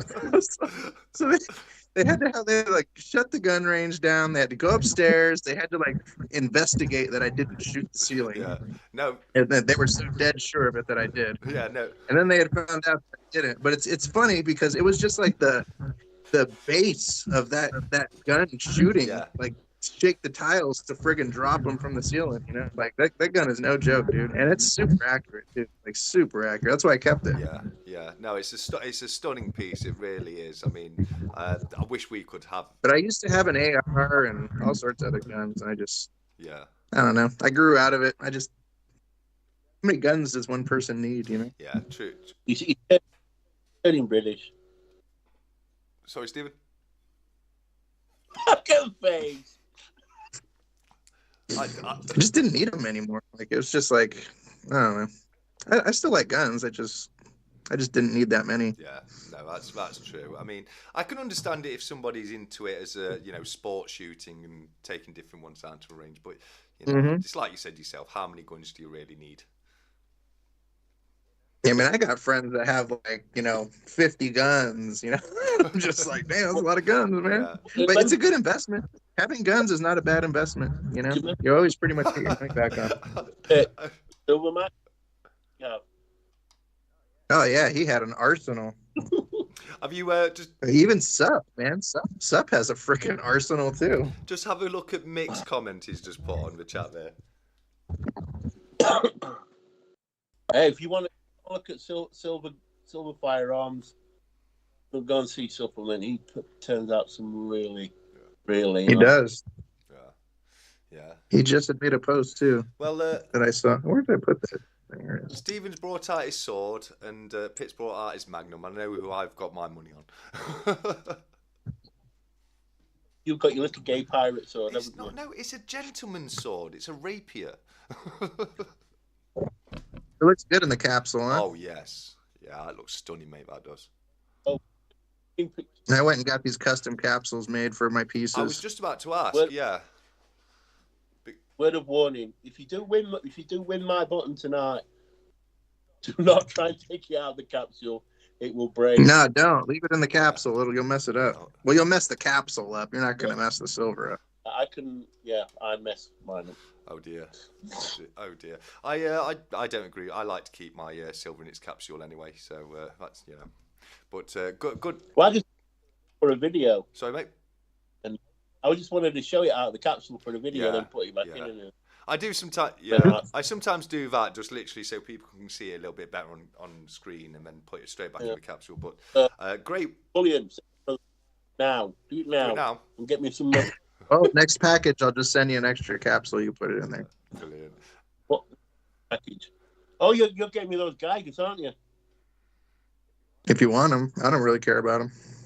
No, I'm not selling you my club bar though. I'm keeping my club bar. That's a great idea from 365 Days of Silver. Could you get custom capsule made up for the Beska bar? Because that's genuinely a big issue. Because all we can do at the moment with these bars, for Beska bars, is you have to buy an oversized capsule with these little grommets in to hold it in place.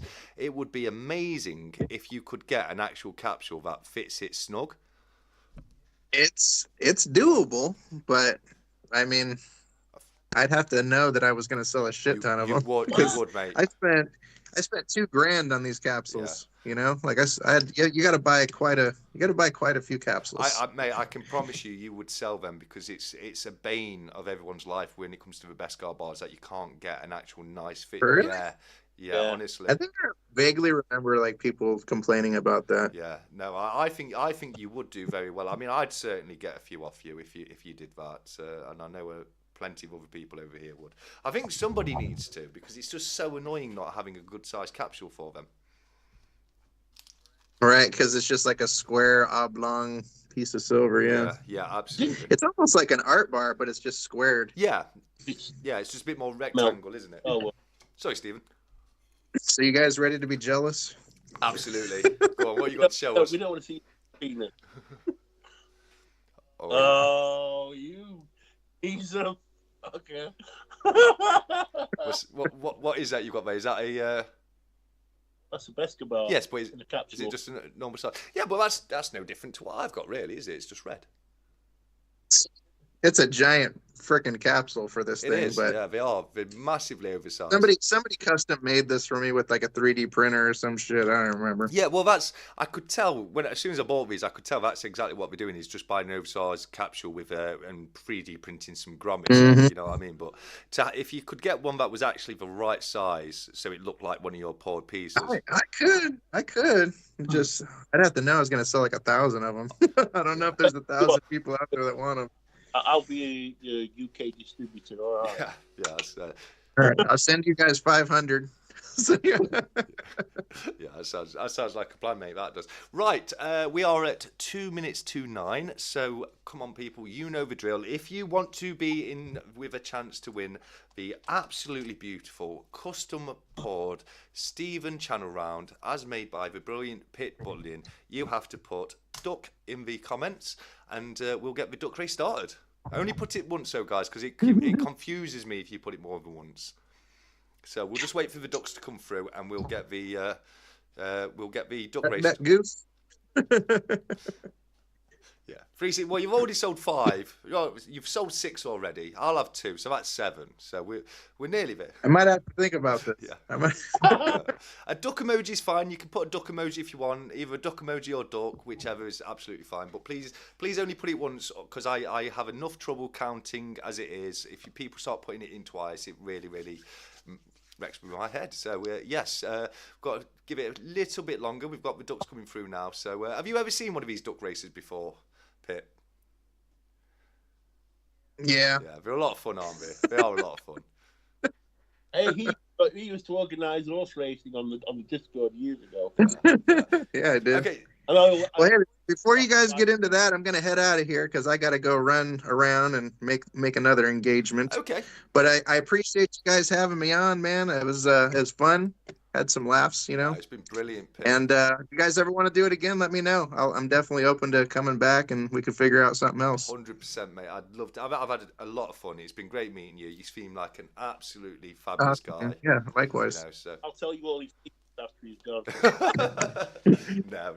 All right, guys. You have a good day. Appreciate everybody in the chat for coming by, and let's do it again for sure, man. We'll stay in touch. Absolutely, thank you. And I'm going to contact you. I'm going to contact you about a couple of pieces myself, Pit, because I really do like your pieces, and I think it would be great to have a channel round made up. So I'll pop you an email over at some point, pal. Awesome. Yeah, we'll definitely work out something good for you, man. Yeah, cool. Thank you so much, and thank you again for coming on, mate. It's been absolutely brilliant having you here. Absolutely. It almost makes. All right. Talk to you soon. It almost makes it worthwhile having Stephen on, you being here, mate. Awesome. Is Pit gone? I think Pit. No, mate. Thank you so much for bringing me across tonight, mate.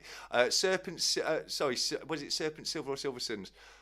Someone was asking what about the duck race.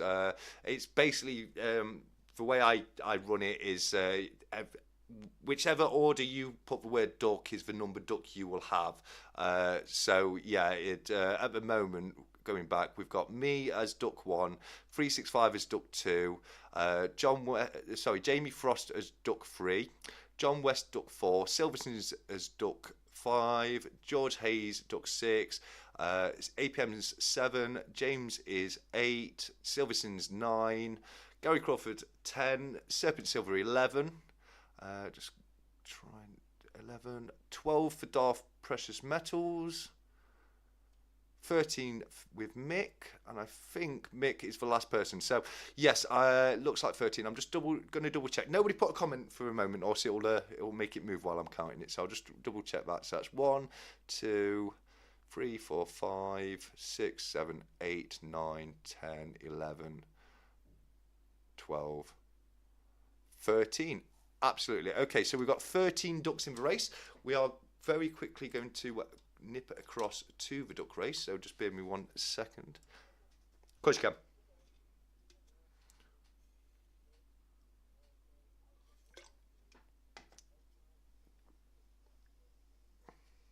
Oh, fabulous, fabulous. They are absolutely brilliant poker chicks. And you were the first guy in the UK to do one, weren't you?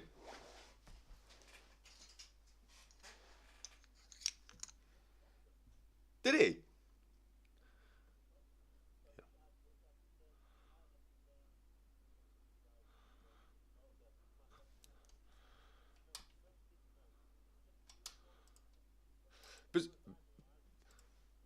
Bazooka, I've got you, mate. I've got you as 14, Bazooka. No need to put it in again. It confuses me when people put it more than once. But I have got you. I'm going to remove a couple of them. Bazooka, stop saying duck, please. I've got you. It really just confused me. But no, Bazooka is duck number 14. So that's no problem. We've got 14 ducks. So don't worry, Bazooka. You've made it in time. That's no problem. So we're going to go across to the duck race. And let me just get that loaded now. Here we go. So we are on the duck race. How long are we doing it for, mate?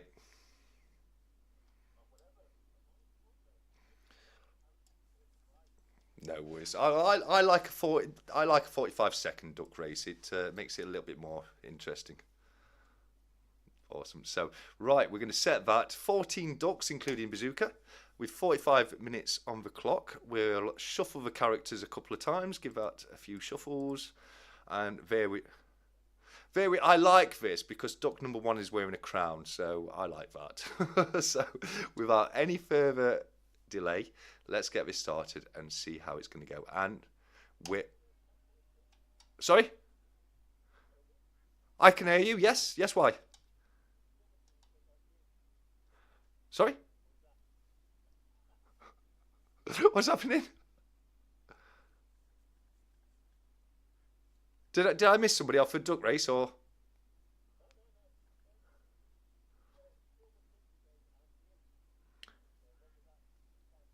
Oh, no, I can hear Stephen, but they might not be able to hear you while the duck race is on. But we've got duck number 14, the king of the ducks. It's not duck number 1, it's duck number 14, who's the king, and he's looking like he's going to take it right now. But we have the queen coming up behind him. Oh, wow, duck number 10 is flying ahead. Who is duck number 10? Because you have just won yourself a Stephen Channel round. Duck number 10, well done. Right, sorry about that, guys. You'll be able to hear Stephen again now. Are you there, Stephen? Wow, it's still going here. Yeah. Right, I'm going to shut up, duck. Shut up. There we go. There we go. Okay, now I've got to go back and find out who the lucky duck is. That's number 10. So 1, 2, and you all can check as well just to make sure. But 1, 2, 3, 4, 5, 6, 7, 8, 9. I've got that as Gary Crawford. Right there.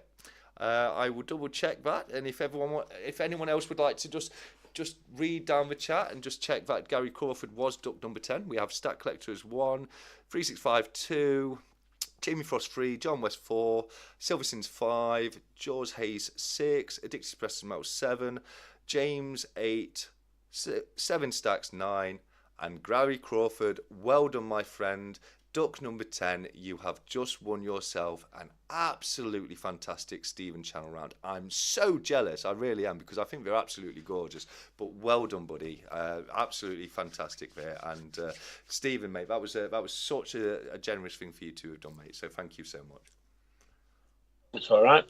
No worries. And who's the guy who's won it? Gary Crawford.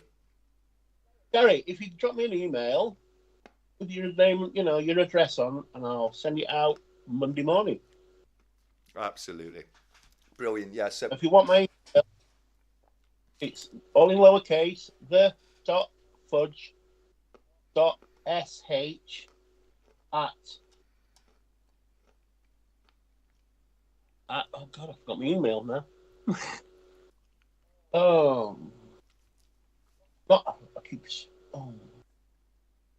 What's the Google email? Gmail.com. What? Gmail, yes. Gmail. So it's the.fudge.sh@gmail.com. Yeah. You just leave me your name and your address and whatever, and I'll send it you Monday, mate.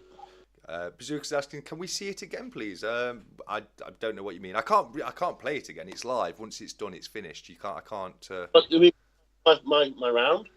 Oh, maybe round. Yeah. Show round in case that's what you meant. 365 needs to jump off. Oh yes. No, 365 was only meant to be here for an hour. He was meant to be watching a film with Mrs. 365. I can imagine she's a little bit ticked off. But thank you so much for coming, 365. It's always amazing to have you here, buddy. A little bit to the right, buddy. There you go. Look at that, gorgeous. It's basically Stephen's logo, laser engraved on a beautiful piece of silver. So yeah, that's absolutely. If anyone does want to watch the duck race back, you can rewind the video and see it on YouTube. But yeah, that was a lot of fun. I'm sorry Stephen went mute. It kind of it meant we didn't get the commentary, which I know you guys all always love when I fumble about with the commentary on the duck races. But that was super generous of you, mates, and well done again to Gary. That's a fabulous win right there. Is it Gary? Is he in the UK or is he abroad? Because he's abroad, I've got to fill out export. I believe Gary's UK based. Gary, just let us know in the chat, mate. UK based, but I believe he is, but I'm not 1,000,000% sure. But yeah, just let us know in the chat. And Stephen, what was your fudge email again, mate? Yeah. All in lower. Fudge. Yep. .sh, that's Sierra Hotel, yep. at gmail.com. There you go, guys. That's I've just popped it in the chat for you all. Let me see if I can pin that as well. There you go. I've pinned Stephen's email in the chat. It's the.fudge.sh@gmail.com. Oh, he's in Scotland. Oh, well, unfortunately, Gary, being in Scotland does actually mean you're void from the competition, and the piece has now got to come for me. I'm only joking. It is yours, mate. No, it's Gary. Send me an email. Yeah, no worries. It's the email address I've just popped in the chat there. It's pinned at the top for everyone to see.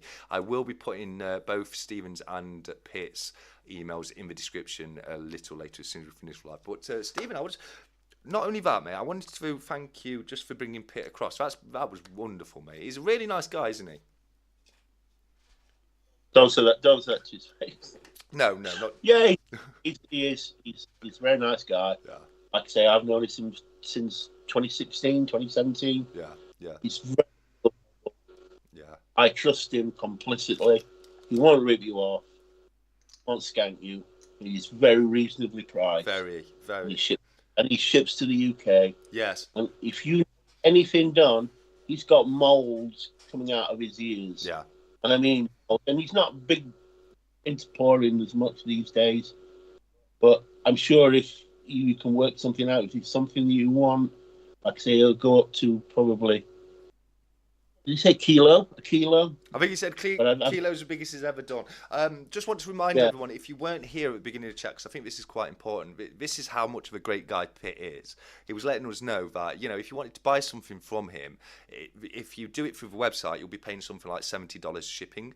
But, he's let us know that if you email him directly, he'll sort you out a different price for shipping, which will be a lot cheaper. So yeah. $dollars what you charge me shipping. What's that, buddy? You charge me around about $15-16 shipping for 9 ounces of silver. Yeah, that is cheap. You know. And I got them in 5 days. Yeah. After he posted them. Yeah, I mean, I really generally am a big fan of the stuff he does. I know it's a little bit cheeky, it's a little bit naughty, but it is up my street. That is. Yeah, that sort of thing's not really my cup of tea. There's a lot of people like it. Not the rude ones and things are not really my cup of tea. But if you like stuff like that, go right ahead. Yeah, absolutely. I mean, they're quite. Done me all sorts of things. So yeah, I sold some off. He did me a 10-ounce bar with a Templar cross on it. Yeah. He did me a 10-ounce skull. He did me a golem. He's done me 1 or 2 other. I sold a few on. He did me a Grim Reaper, which I sold on, and he did me some little smaller skulls as well, which I sold on. Cool. No, yeah, he's got some really nice pieces. Go back to my videos. So there is a video with them all on, but most of them I've sold on there. Yeah, is that the video where I first saw the skulls? Because you were going through quite a few of his pieces on that one, weren't you? Well, it's a skull, and it was like a few months ago. Then no, let's go a bit further back in time. Okay. So one of my videos, like from 3-4 years ago. Before you started making the videos again. First, you guys coming on, you guys, because I thought YouTube was dead. Yeah. So I gave up. No, we've rekindled it this year, and we've got it going again, which is brilliant. And I'm so glad you decided to start making videos again, Stephen, because I've been enjoying your channel. You need to get more videos done, buddy. Well, I'm getting a new desk. Yes, you said. Probably the end of this month. No, end of next month, February. And then it's going to be a lot wider, so I can set things up. I've got everything just about what I need for the setup. Yeah. I need I've got a backdrop. What I've got, obviously, I can't put it on at the moment because his desk's only like, I think it's 50-60 centimeters wide. Yeah. So it's unrestricted. Yeah. The new, I think a meter wide, 80 centimeters wide. So I'm doubling my. I'm in the same boat, mate. I've got one of those folding tables, and if I could put it the other way, and it'd be so much longer, but I've got it kind of the wrong way round. So I'm going to set up a proper studio in my house. I've got a spare room, but it's full of stuff at the moment because I've got some of the gym gear in there that I need to put into the gym, and then once I've done that, I can move stuff. It just all needs moving around and putting into place at the moment. But hopefully soon I'll be able to swap mine about as well and get that. Get a bit more space because I'm struggling the same way as you are myself personally, mate. Yeah. I'll be set up. I originally wanted to do it just before Christmas, but certain things cropped up. Yeah. I could say I had a pension dropped on me out of the blue that I'd completely forgot about, that I'd put money into when I first started work when I was like 18, 19. And I was putting it in for 5 years. Yeah. And Aviva rang me up last year. No, it's only not last year, the year before. They were saying, "Can I have your national insurance number?" And I goes, "Well, I don't give my national insurance number out to financial institutions. What do you want it for?" "Well, we can't tell you." I said, "Well, go away then." Yeah. And they sent me a letter this year telling me that I got a pension. Yeah. And I'm like, I got a pension? And it just boom. And I must have only put like £600-700 into it. Yeah. They said it was 40 grand in it. Wow, that's amazing. So I took 10 because I can take 10% as a lump sum. Yeah. Tax free. Yeah. And I'm 30. Well, there was 28 something in. Now there's over 30 in it because it's still being invested in, and so I'm just going to leave it. Yeah. Well, that's incredible. I mean, you've done well there because that's gone through the period of time where you had. Can you remember in the 90s, late 90s, early 2000s, there was all that hoo-ha with pensions, weren't there? And a lot of pension pots were being fiddled with, and people were scamming the money out of them. Well, it was just sat there being invested in all the time for. Well, I'm 57 this year, so for 30 years, for 30 years, just money just going in and in and in and in. Well, no. The money that was there in the pot was just getting reinvested and reinvested and reinvested. Yeah. And it's just growing. Yeah. Okay? Yeah. No, that's... I'll take them. I was going to take it all, but then I heard you get 20% tax on it. Yeah. So well, the budget, because it's meant to be allegedly altering the tax thresholds. Yeah. If he alters the tax, I'll take another lump sum out. Yeah. Yeah. Because that's the thing with pensions is you can actually take the money at any time you want, can't you? Yeah, well, you've got to, like I said, you've got into it. I'm into a drawdown when it gets Christmas, and then you draw down. So I can go into my pension now and draw money out. Yeah. Any amount I want, and it'll be in my bank account within 5 working days. Yeah. Jamie's just let us know that he's going. My friend Jamie Frost over in Japan. Jamie, it's been amazing having you here. I know it must be the early hours in the morning where you are, mate. So thank you so much for joining us, buddy. It's always a pleasure to have you here. And you take care, my friend. Yeah, the point I was making is I could take my pensions out now, even though they're not due for quite some time. But the problem is, if you take it early, I think you end up taking something like 10 pence to the pound or something. You lose so much money on it. But it is actually possible to take your pensions early. You can only do it when you're. How old are you? 40. Yeah. Got another 17 years to wait before you can do it. No. You actually do have the right to take it whenever, but you lose like 90% of all the value on it if you do. I got offered to take my pension, one of my pensions about 10 years ago, and I think it had over £10,000 in it, and if I took it at the time, I would have got like £1,000. So yeah, I know what you're referring to. That's I know when early pension the 10% lump sum you can get tax free. Yeah, you can't get that until you're. Yeah, no, that's now, but in the next 4 years it's going to be 57. Yeah. No, that's the thing. That's like if you take it early, it's not tax free. You lose nearly all the money to tax. The tax man comes in and says, right, if you want it early, that's it. You get next to nothing. So it's never wise to take a pension early. You will lose so much of the money out of it. But it's like me, dead money. I didn't even know I got it. No, that's brilliant. They're the best, aren't they? When you come across things. I had in precious metals, gold and silver. Yeah, no, a lot of more gold and silver. Yeah, brilliant. I had something like that happen to me a few years ago where I invested some money,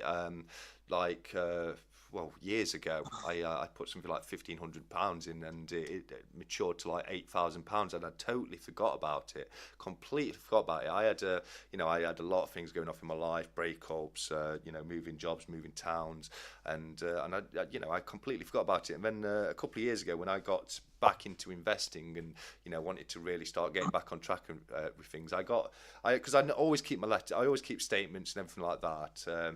I was going through it. It took ages to do. I was going through them all. I was like, oh wow, I totally forgot about this. And I went on, and it matured so much. So it's brilliant that happens. I mean, it was nowhere near like what you say, going up to 40 grand. That is absolutely incredible. So well done for that, mate. Well, they did a forecast with me, and they said, if you'd have carried on paying into it all your working life, you'd have had well over £1 million in your pension pot. Yeah. That's I mean, if only you knew that then, hey? Yeah.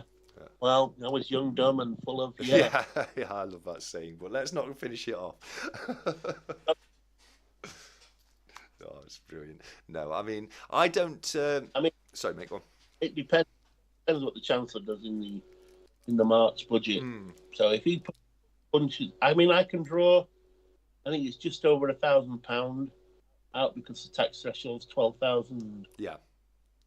12,000. Is it 12,700? Something like that. Something like that, isn't it? So I I can draw another 2,700 out, Yeah. and so I can draw 2,700 out. But if he puts the tax threshold up, I can draw out more. the extra Yeah. of tax. I don't want to be paying tax on something that I've already paid tax on. Well, I don't want to be paying tax on anything if I can avoid it. You know what I mean? But definitely not double taxing. You know what I mean? I'm with you 100% there. Tax on your income. Yeah, 100%. So, I mean, is that the only pension you had, or did you have a main pension as well that you knew about? I had savings. Yeah. I put all my savings into gold and silver. Yeah, of course. Then I'll tell you what happened. I'll not tell you the nitty gritty. I was with a girl and she cleared me out, made me bankrupt. Yeah, I think we've all been there. Well, a lot of us have been there at least. So, but I had savings, and then I was made redundant. And what happened? The company who I worked for paid me redundancy. But at that time, they were going through a takeover. Yeah. So the company that took over my company also paid me the same pension. So I got double redundancy. Nice. And like my mum and dad's going, shouldn't you tell them? Get lost. What they've done to me? No chance. No, they've surely got it right. They want to give me this money if I don't need it. And surely if they've got it wrong, they'll tell me. I've been with that company since 1996. Yeah. Is this the because you mentioned in our last chat regarding you got redundancy and you got a load of money and you put it all into gold? Is this the same companies you were talking about back then? Yes, yeah. Same company. Yeah, brilliant. I worked for a company called Reliance. Yeah. They were a company and they had the national contract for British Telecom. Yeah. Technically, you wore British Telecom corporate wear. You abided by their rules. If their staff got a pay rise, you got a pay rise. Yeah. You had all their entitlements and benefits. So it was a good job. Yeah. It was a well-paid job. Yeah. So I mean. Yeah, it was. I think you simplified it before when we were talking. You just said BT, but I understand. I understand what you're saying there. But good work, mate. That's incredible. That is. That's what you want to happen, isn't it? You know what I mean? It's so seldom happens that way round. But great work on that, mate.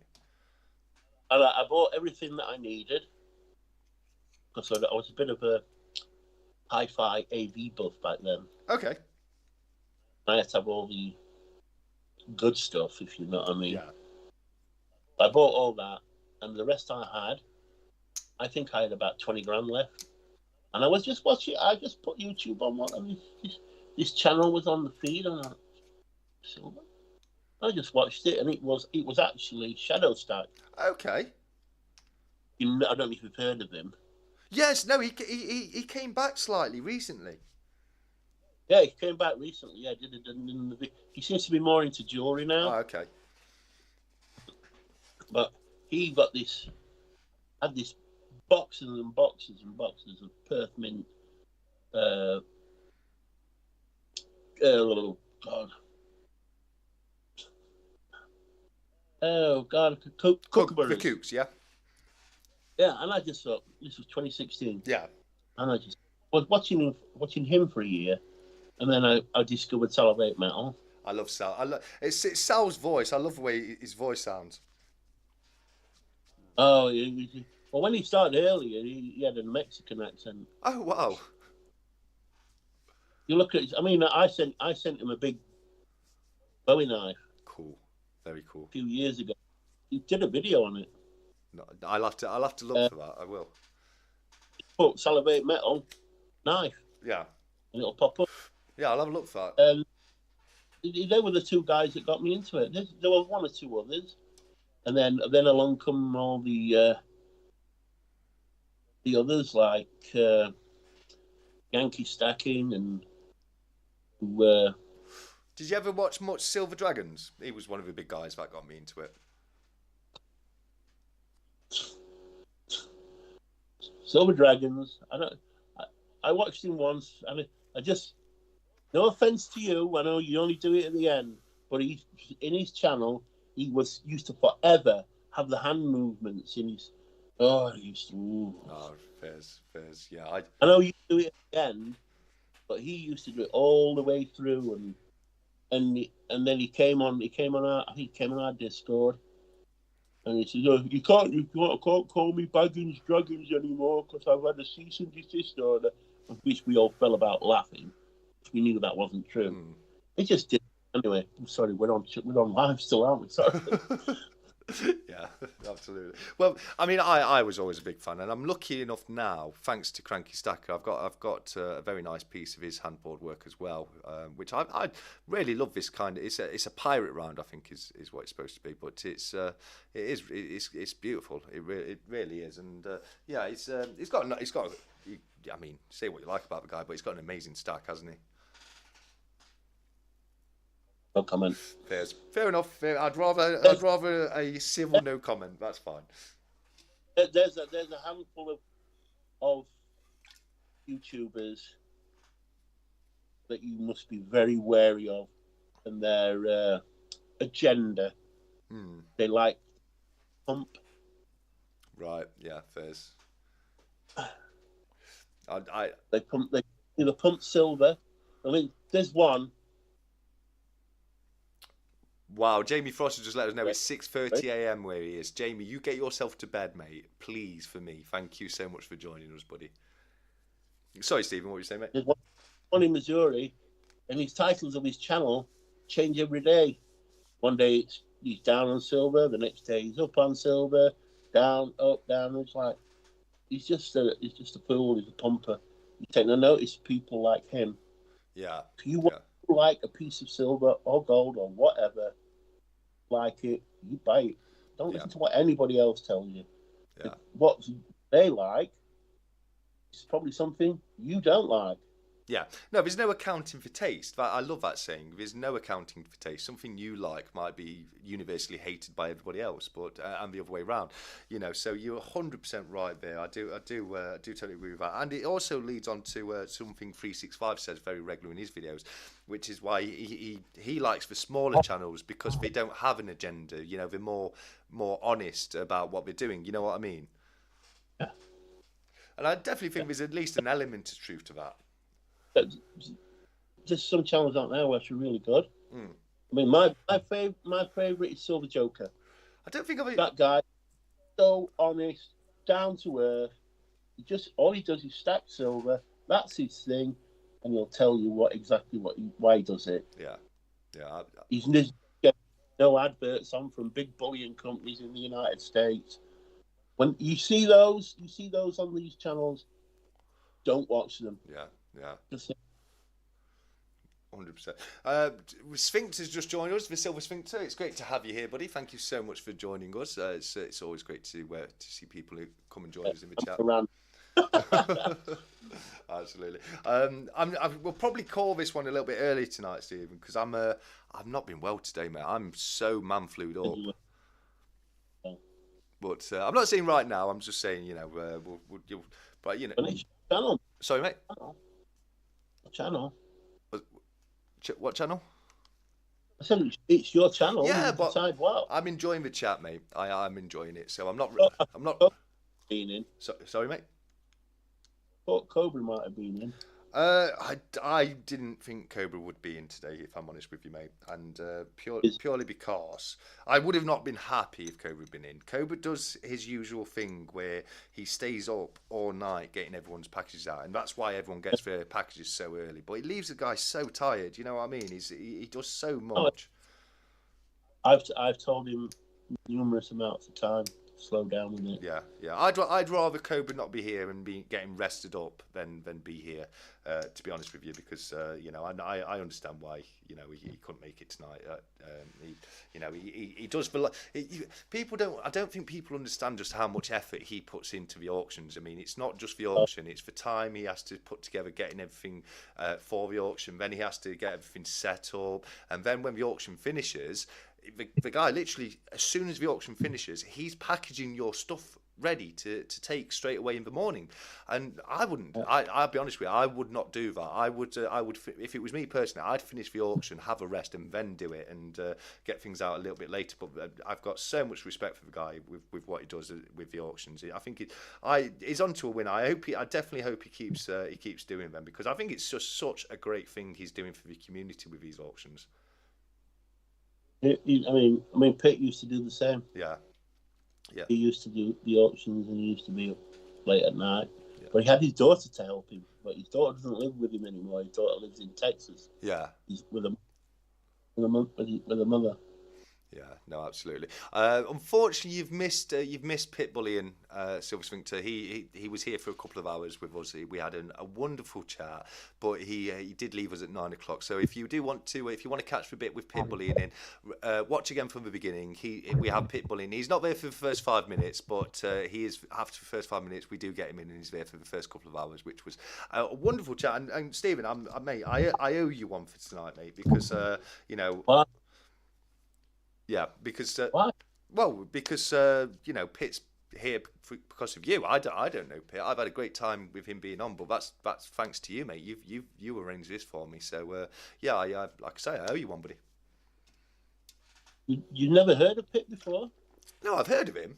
Absolutely heard of him, but I don't have I didn't have that connection to. I've never communicated. I've never chatted to him before, which will be different going forward. I can assure you of that, but.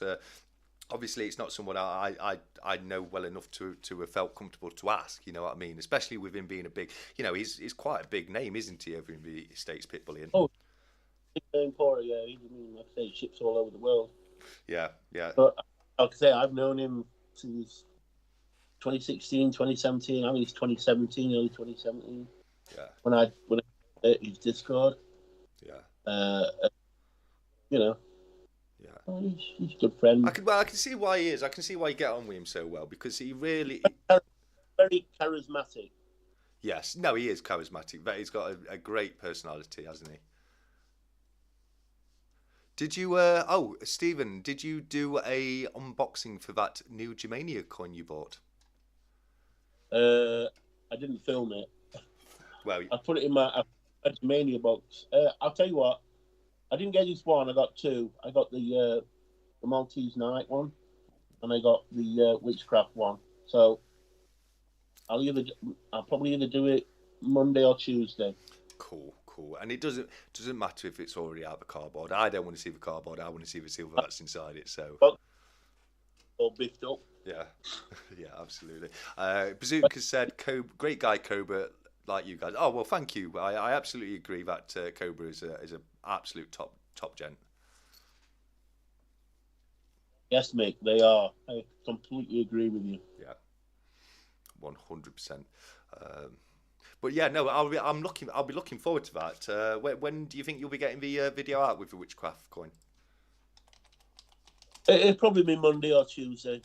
That's cool. That'd be cool. Yeah, I've got a huge box with all my Germania coins in, because I collect Germania coins. I think there's about 22, 23 in there. The Witchcraft one, is that the 8-sided coin? It looks a bit like a female druid. Yeah. Looks like a 50p. Gorgeous. Well, he's got one too many sides for a 50p. It's but I know what you mean. I know what you're saying. It's very 50p-esque. So I didn't think I thought, is this going to be too big to fit in my my coin box? And it wasn't. Just a perfect fit. No, it is. But I'm gonna draw down some of my silver. Yeah. This year, I'm getting rid of the pieces, like all my 10-ounce Queen's Beast coins. I've got the first 8. I'm gonna get rid of those. Yeah. I've got the full Marvel set. Cool. In a box, selling those. I've got some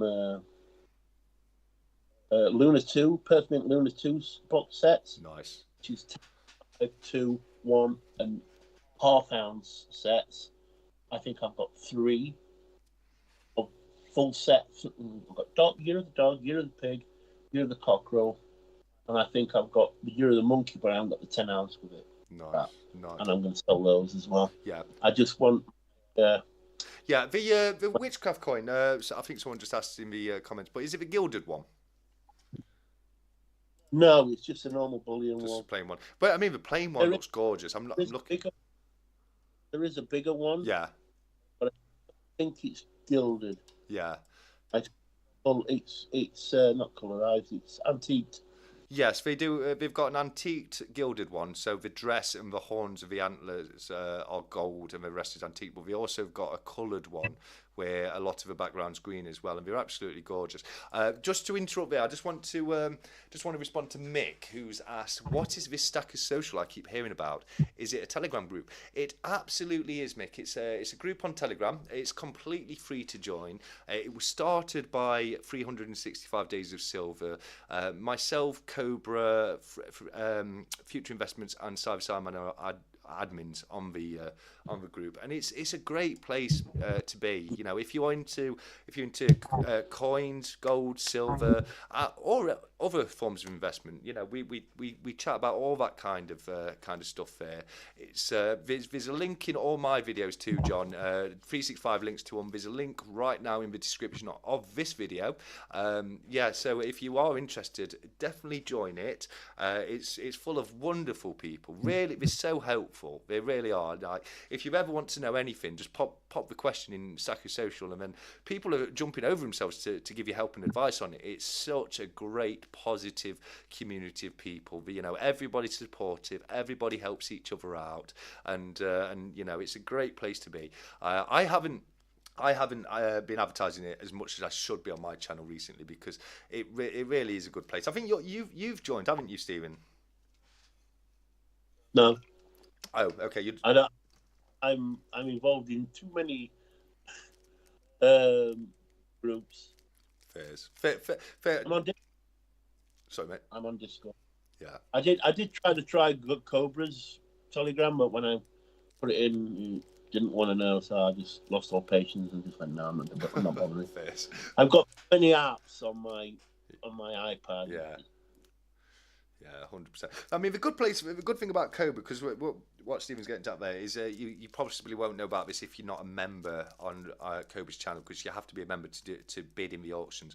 And when you become a member, not only do you get the ability to bid in the auctions, he also sends you a metallic card, like a credit card size card, which you get for being a member of his what he calls Cobra's Vault, and he's constantly giving away free pieces of silver. What he'll do is he'll tell you how you need to take a photo of the card. So he'll say something like, the first person to post a picture of the card next to a bottle of milk wins a piece of silver, and then people have to scramble around to try and find the thing they've got to take a photo of. It's a lot of fun, and you know, he puts a lot of money into the giveaways.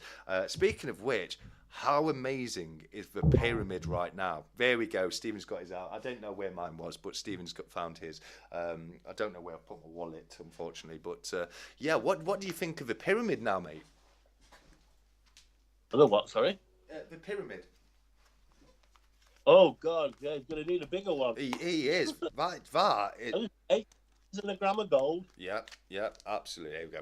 I've got mine here. Look, it was in my wallet. I saw my wallet. Speaking of wallets, I just want to say how amazed I am with this. This is what St3v3n sent me.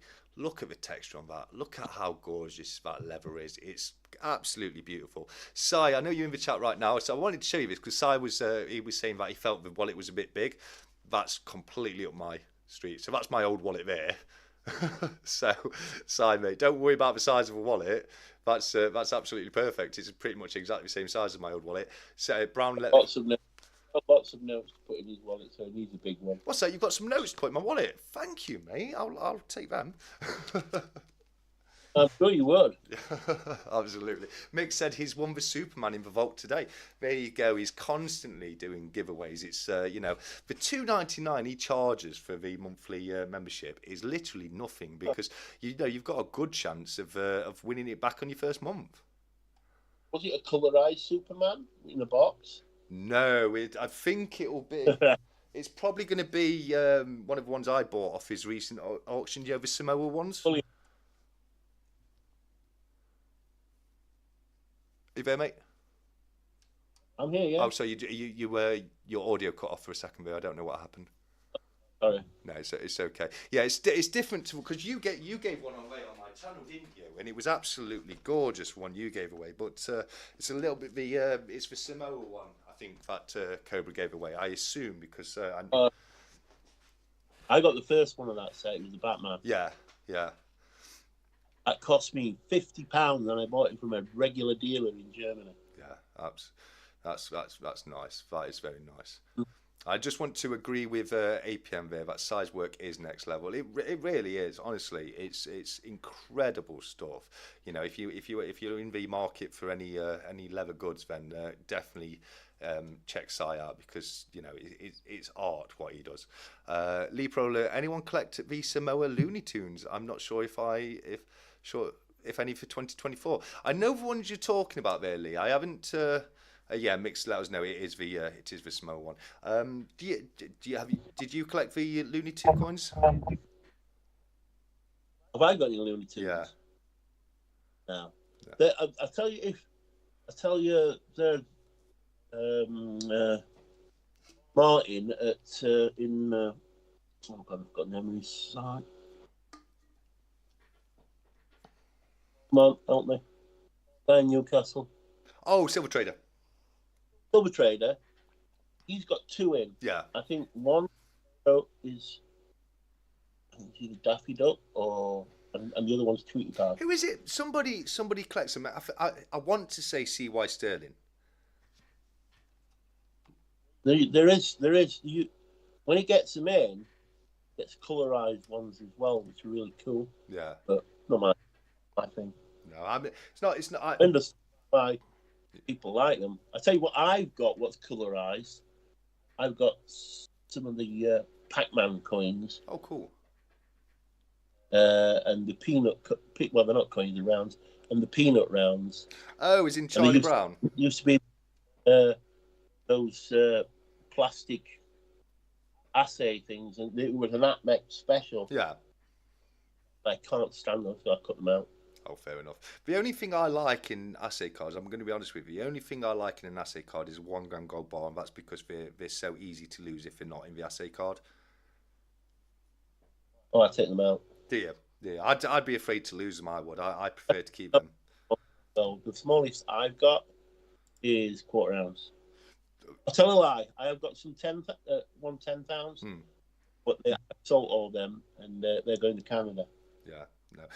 James just let us know it's his first night in the chat and he's thoroughly enjoying it. Nice to get to know you guys. James, it's wonderful to have you here, mate. It really is. Thank you so much for joining us and thank you for your kind words, mate.